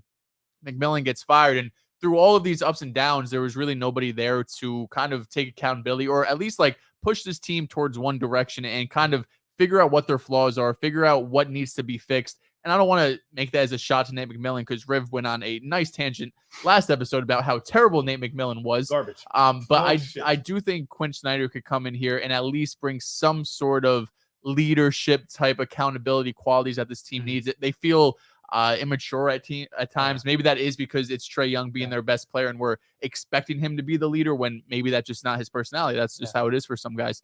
But I think Quin Snyder, it would definitely be the best hire. I mean, he's the best outside of Ime, who, obviously comes with his own troubles. He's probably the best head coach available out in the market. And the fact that the Hawks, who, listen, give ownership credit, they didn't want to go over the luxury tax to pay Kevin Huerter. They're going out. Quin Snyder would be I think Woj reported $8 million a year. That'd be one of the more higher paid coaches. So shout out to ownership to at least put the best possible head coach in this position. And it gives him a bit of a head start too. He could be with these guys, be with them every day going into the offseason. Yeah. So at least he doesn't go into the offseason kind of blind and trying to figure things out on the fly. Now he gets a month or two if he ends up getting hired, figures it out. And next year puts his own kind of spin on it in the offseason. So I have a This Week in the NBA question. All right. Somebody tweeted this and I kept forgetting to tell you, ask you guys about it. So here we go. Which role player out of this group do you want in your playoff lineup the most? Now, we all have, there's a collection of 30 teams we all cheer for, me having the most teams, so I come up with the bulk of the number. We're going to go Lakers, Celtics, clearly. You can pick whatever, what you want. Nuggets, Grizzlies. Nuggets or Suns. We'll go with the Suns. We'll go with the Suns. Okay, of course you would pick them, the cheat codes. And I'll go Golden State. Yeah, ideally. So Josh Hart, Dorian Finney-Smith, Eric Gordon, Malik Monk, Gary Payton 2. Why did I say 2? It's all right. Jay Crowder, Alex Caruso, Austin Reeves, Bruce Brown. Stop the conversation. It's super There's simple. no Celtics. There's no Celtics in there. No, the whole point is if you could have one on your team. One guy that would fit perfectly with your team. I'll answer first because it's very obvious. Alex Caruso would come into this team and fit in like a glove. His perimeter defense, we've already seen it with the Lakers, has been phenomenal. His ability to know his role, understand that when LeBron's driving to the basket and he kicks, it's not another pass needed. No, it's a spot up, shoot the ball. Does not matter his percentage. He trusted himself. He knew his role on the team. The answer is easy. It's Alex Caruso. The names again. Sorry, I got you. Josh Hart, Dorian Finney-Smith, Eric Gordon, Malik Monk, Gary Payton II, Jesus Christ, Jay Crowder, Alex Caruso, Austin Reeves, Bruce Brown. Celtics need a big. Like, they need someone with more size. And, like, all these are wings or guards that could defend. Like, Celtics already have wings and guards that could defend, shoot, so play. do you have a West team that you just like? Not really. Fuck. I think the best player, Caruso. Like, I think he's the best player. Okay, all right. You, buddy. Oh, it's Not easy. Josh Hart. No, what the Boo! You're a one Josh thing- Hart hater. the Boo! one thing the Suns missed out on, the Kevin Durant true is a wing they can rely on. So for me, the pick would be Dorian Finney-Smith because he's a good enough shooter. But why is Austin Reeves up there? In all due respect, he should not be up He's a there. talented guy. We didn't ask you. He's a We didn't talented ask you guy. to criticize the role players, bro. You're right. You're right. What do you I'm know not about picking- Austin Reeves? I know he likes to pass up open threes for closeouts when no one's actually guarding him. Jesus Christ. But yeah, I'm I was taking throwing a DFS. subliminal at DFS? him. Actually, Maybe I would go with Crowder. He gives me some more size. Over DFS? I'm saving the Celtics. I thought you would take DFS, to be honest. I played a I don't 4. want DFS. Oh, I get it. Probably played a 4. I sent who you are the you stats. going with? Me? For me, I think it's Josh Hart.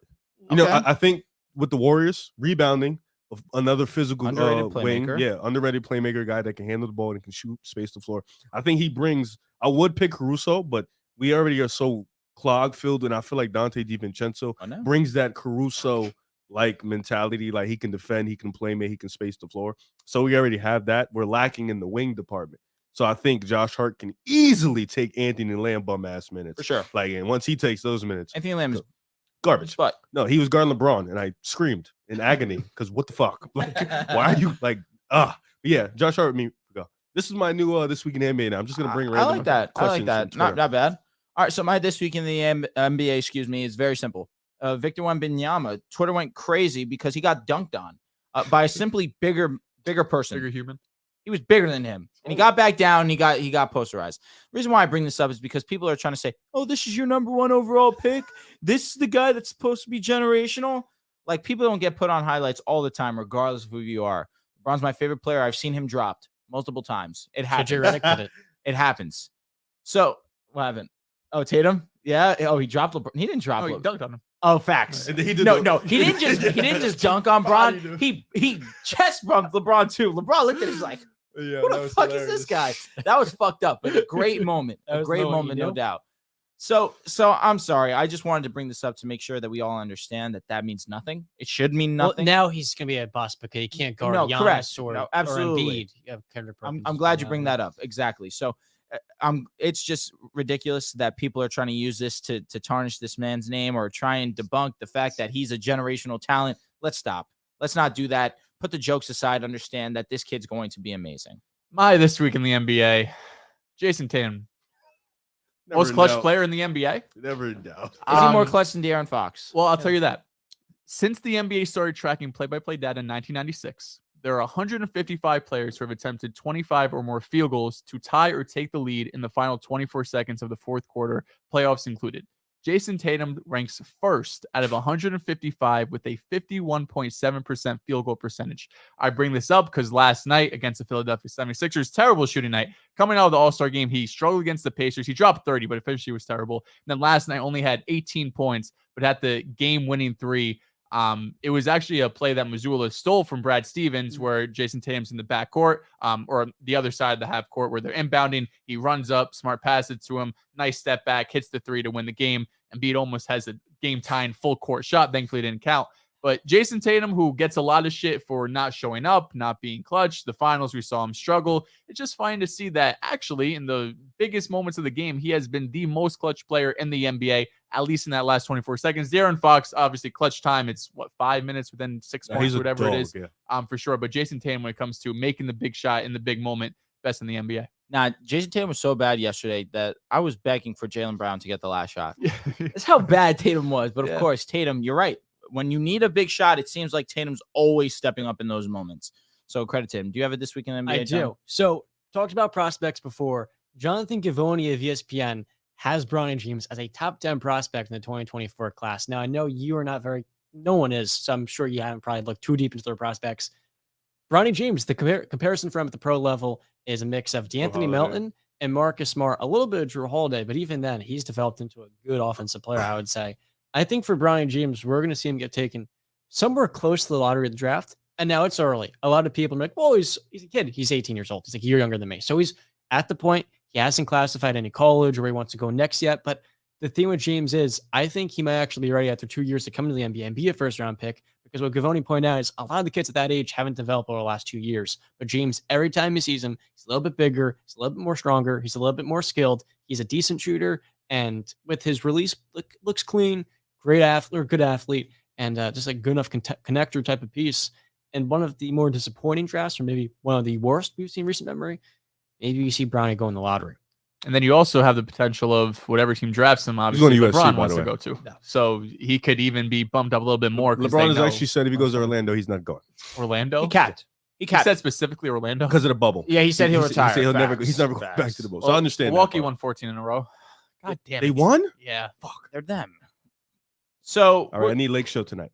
trust. I need Big that to win. trust. No, that's what's happening. No, like so seriously. we're gonna move on to reading some super chats, and we're gonna read some tweets. All right, buddy. Honestly, I've seen some better tweets. No, you're not going. I have to go to Last topic. This is the last topic. Yeah, it anyway. is. Yeah, we're gonna skip. We're gonna We'll save do the the Jalen Jalen one Ramsey next topic couple for the episodes. next show. Yeah. But we're gonna start off with some super chats. Shout out to Adrian Shake, donated $4.99. Said, why do that's the Bulls topic that we had earlier. I apologize. Santos Lopez donated $5. Says that Tatum jersey needs to be on the wall for at least 4 episodes. Tatum is him. Oh, All Santos, caps. he knows. Big game yesterday, man. Jeez. Orlando Martinez, Big O, donated $4.99. Said, Kenny shout out to Pickett. Kenny Pickett, of course. Know the Legend. deal. He was Future I see him in the franchise. comments saying, so-and-so can't guard Kenny Pickett. We're talking about NBA. Santos donated again $2. Says, still the 13th seed, Drew. Santos, I thought we had a deal. You weren't going to shit on the Lakers no more. What the heck, dude? And real quick, did you guess what Kenny Pickett said? So did he he say? was at dinner with some folks, and they asked him if he was going to the Super Bowl. So Kenny Pickett gets asked at dinner, going to the Super Bowl. He goes, fuck that. I'll go to that when I'm playing it. That's respect. Yeah. That's respect. Ho's mad. I don't know. Oh, I think this is just something that John just starred because he wanted me to read it, I guess. I did. Which is ironic. He says, you guys need to stop Drew from saying his Lakers. He a Bron fan. I know he packing his bag once Bron go back to Cleveland. So long as LeBron is wearing a Lakers uniform, and I'm looking in the camera, Ho's mad, all right? I'm looking at you. So long as LeBron is in a Laker uniform, it is my Lakers. All right? Get that through your head. Simple. Ho's mad says, I'm familiar with your game, Drew. Whatever you say. Ray B donated $9.99, said, respect the Mavs respectfully. I'll try to. I respect Luka. I respect Kyrie. The rest of those guys, they gotta show it to me. Bashir donated $1.99, said the pod has been way less trolly lately. Trolly. Understandable. What would Joel have said after that Jason Tatum 3? No, what he would have said was the Knicks are going to the ECF. What he would have said is Tatum was shit for most of the game. he would have dogged out. He wouldn't be in that position if Jason Tatum were in the shows. Caleb Belts donated $1.99, said, how about Klay Thompson?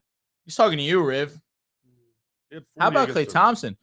How many? 40 against the Rockets. Yo, tell me how the Kings gave up 120 points to the Rockets 2 games in a row back to back. I was Klay thinking had about like that. 16 against the Lakers. I was thinking about that while we were talking about the Kings. I was like, maybe this defense really is. Let's look at Klay's last 10. Last 10. So I'm looking at a lot of the tweets, and a lot of these tweets that I'm sorry, go ahead. Thank you. Klay's last 10. Go ahead. 42, 22, 18, 27, 15, 31, 42, 14. It's been balling. What are we talking about? Like 5 stinkers. But he also has like fucking 5 games of 30 plus. And Yeah, 2 of he's 40 weird. He has plus. 5 stinkers, 3 games of 40, and like 2 mids. Yeah, I don't know how to explain him. It is what it is. He's shooting 41% from the 3-point line though. All right, so I'm going through these tweets, and a lot of these tweets are some of the topics that we had on the show. So one that I feel like we could have a decent discussion about, a quick one also. At Kyle AW3 Williams says, Anthony Simons versus Tyrese Maxey. 2 similar players having similar career trajectories. Which one would you rather? I feel like Anthony's more consistent, this better every week. playmaker, no doubt. We do. Yeah. I would take Simons, especially the way Simons. Max has been playing recently. Take Simons. I'm taking Simons myself too. A better playmaker on the ball. I think a shooter with deeper range and a lot more scoring upside because of that. Take the top off of defense ability. At coach _is_a and _a bot. Jesus Christ. Where would an MVP and a ring put Giannis in the all-time rankings? Would another ring and another MVP solidify him top 10 easy? Yeah. Oh. Top 10 easy? Or would he be top 10? That'd be top 15. I think there's already an argument to be made that you could say he's top 15. Is that crazy? I don't know. I would just have to like Fair. I feel like that's a strong statement to make already. Me even saying it, I was like, It's tough. That is tough. I think he's like already like top 17, 18. Okay, that's a fair number. So I think I would probably put him like top 12, 13 with Kevin Durant, Steph. Does he pass KD legacy wise? If he wins another one? Yeah. Probably, yeah. Does he pass Steph, in your opinion? No, I'm going to ask John because obviously I know you're the Steph guy. No, I feel like with Giannis, you need more longevity. I agree. Personally, Which he Steph's will got have. 2 MVPs. And the fact that Steph changed the Or game also championships. is something that you need to take into account when solidifying his all-time greatness level. Agreed.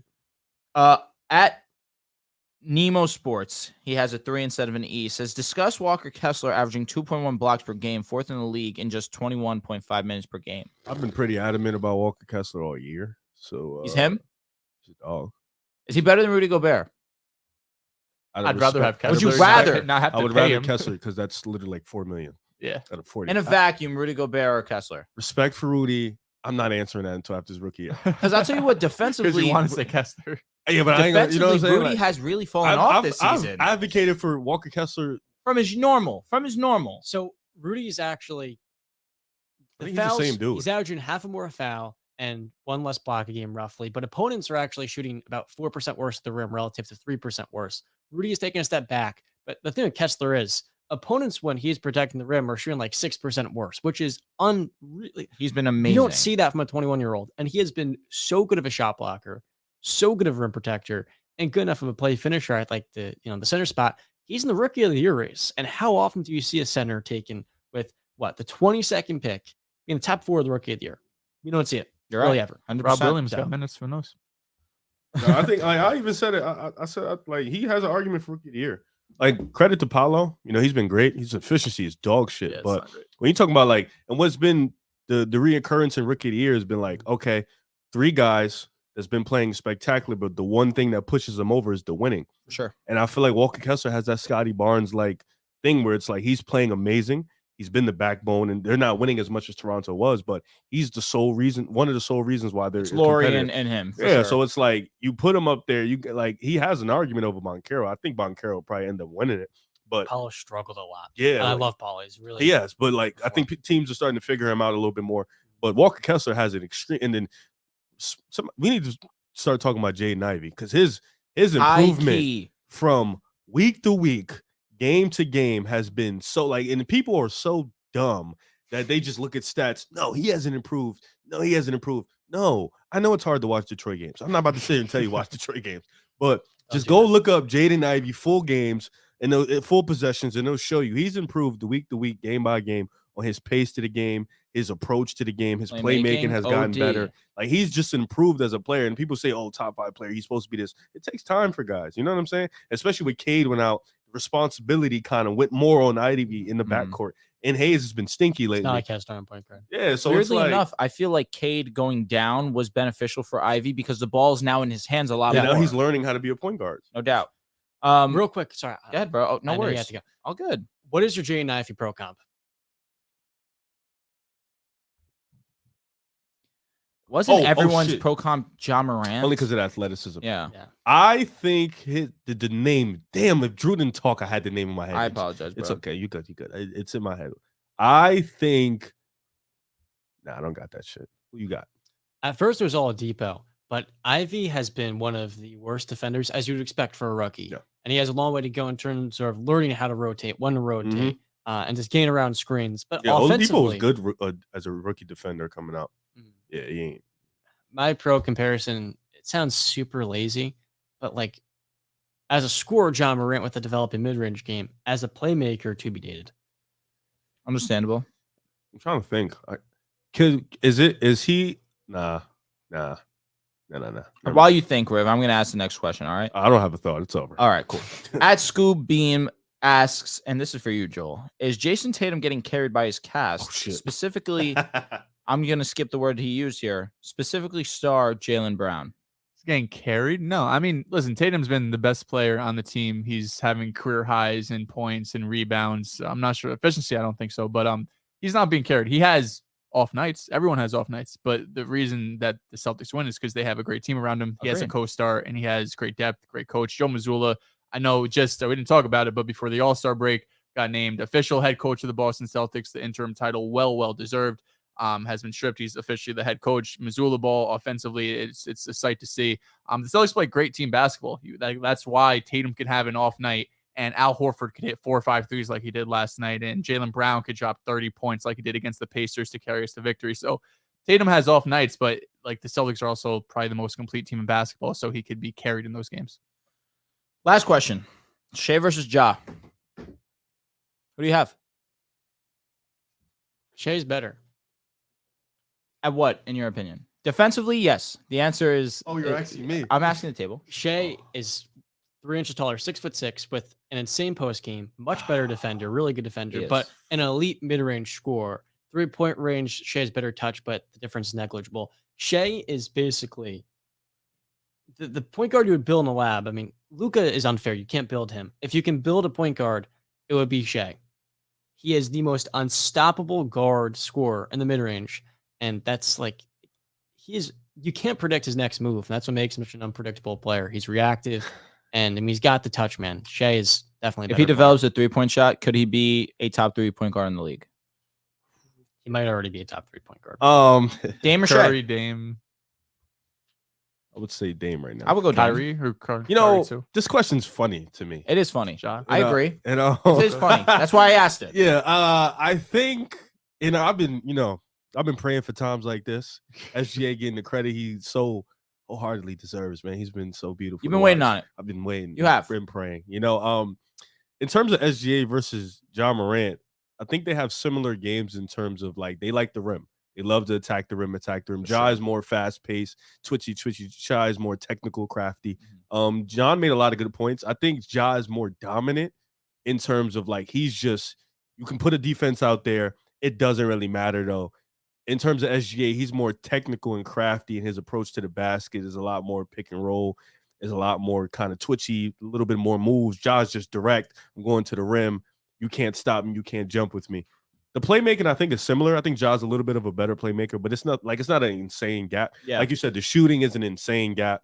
So it's really, with SGA, though, the problem is he doesn't have no playoff resume as like this new player. Like he's been great for the past 2-3 years, but as this new player, he doesn't have a resume. So it's hard to compare him to guys like Ja, like Dame, like Trey, who have like this type of resume. But if you just talk about in a vacuum, player for player, SGA is a better player than Ja Morant. But when you add in the intangibles, when you add in the playoff resume, you've seen what Ja Morant has done, it's hard to put SGA over Ja. But in terms of just who's a better player, pound for pound, you throw him in a vacuum, who's better? SGA is a better. He's probably a better player than a lot of point guards, but he doesn't have. He's more talented. Yeah. Okay. He doesn't have what a lot of those guys have, and that's that playoff. Like I think he's better than Trey. I think he's arguably better than Dame Lillard. But like in terms of just player for player. But the thing is, they've been doing it for so long, or they've been doing it, but they have the playoff resume. Dame disrespect. I don't think you can I put him don't over appreciate Dame. that. You can't put him over Dame. I Yes. think you can because SGA can give you the offense, and then he's a way better defender than Dame. He is, but Much better Is he as defender. efficient as Dame? But Dame's Not necessarily, off, but it's not far because he's close. not good at It three-point is. shooter, but he's much more efficient inside. offensively. Isn't that I three-point feel like shooting huge? as a whole, I'm going with 3-point Dame. shooting huge. I mean, Like, they both Dame's one of average the best 3-point 30. shooters ever. They both average 30. Is it really huge? But Dame's getting the 30 easier How? because he can score and not have to drive to the basket as constantly as SGA does. if SGA is more efficient than big men at the paint, Is that shake? Okay, he works is- harder for his 30 than Dame does. Dame is is what I'm 30 saying. Dame You is think so? 33. I do think so. Dame is 33, still a top 3-point guard. Can SGA be 33 and rely on his athleticism? I think that's the biggest issue. but that's the thing. He doesn't really He's rely not- on he's not- athleticism. he's But not. at least his shooting to extend his career.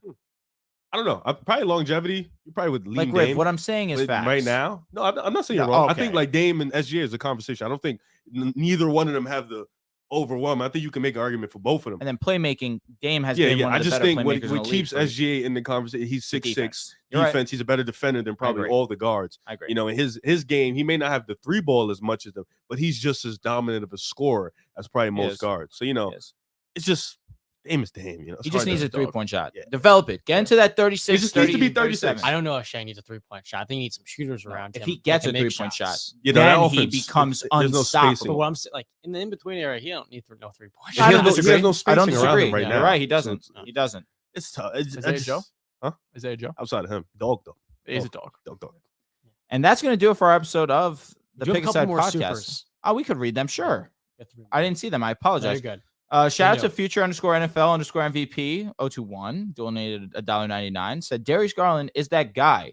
I think that's why John wanted us to read that, of course, because he wants a little Darius Garland love. But shout out to you, Future, of course. Raging J donated $1.99. Said Josh Hart, the needle mover.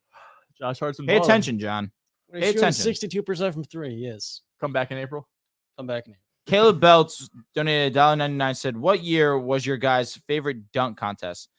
Aaron Gordon. It's and, just yeah. the obvious answer. Mhm. I hate to sound like a basic. You know who's my favorite dunker in the dunk contest? Actually, Jason Richardson Okay, I respect Nice. that. or respect Desmond that. Mason. Okay. Desmond Mason. Yeah, there we go. Those are my favorite. I'm just gonna be real. I've never seen someone put on a show the way that Aaron Gordon did. And Levine. Levine put on a show for sure, but I think Aaron Gordon having the greatest dunk I've ever seen in a dunk contest, and then to also have an unbelievable performance in that 2020 slam dunk competition as well. That dude is one of the best slam dunk competition competitors in the history of the NBA, honestly, in my opinion. So he dapped up the Magic mascot, and the Magic mascot. I was did like, see was that. kinda That was cool. That was cool. But that's going to do it for this episode of the Pick Aside Podcast, episode 258. Forgot to mention that in the beginning of the episode. If you guys could please like the stream, subscribe to the channel, we would very much appreciate it. And we will see you next time. Mr. Moran.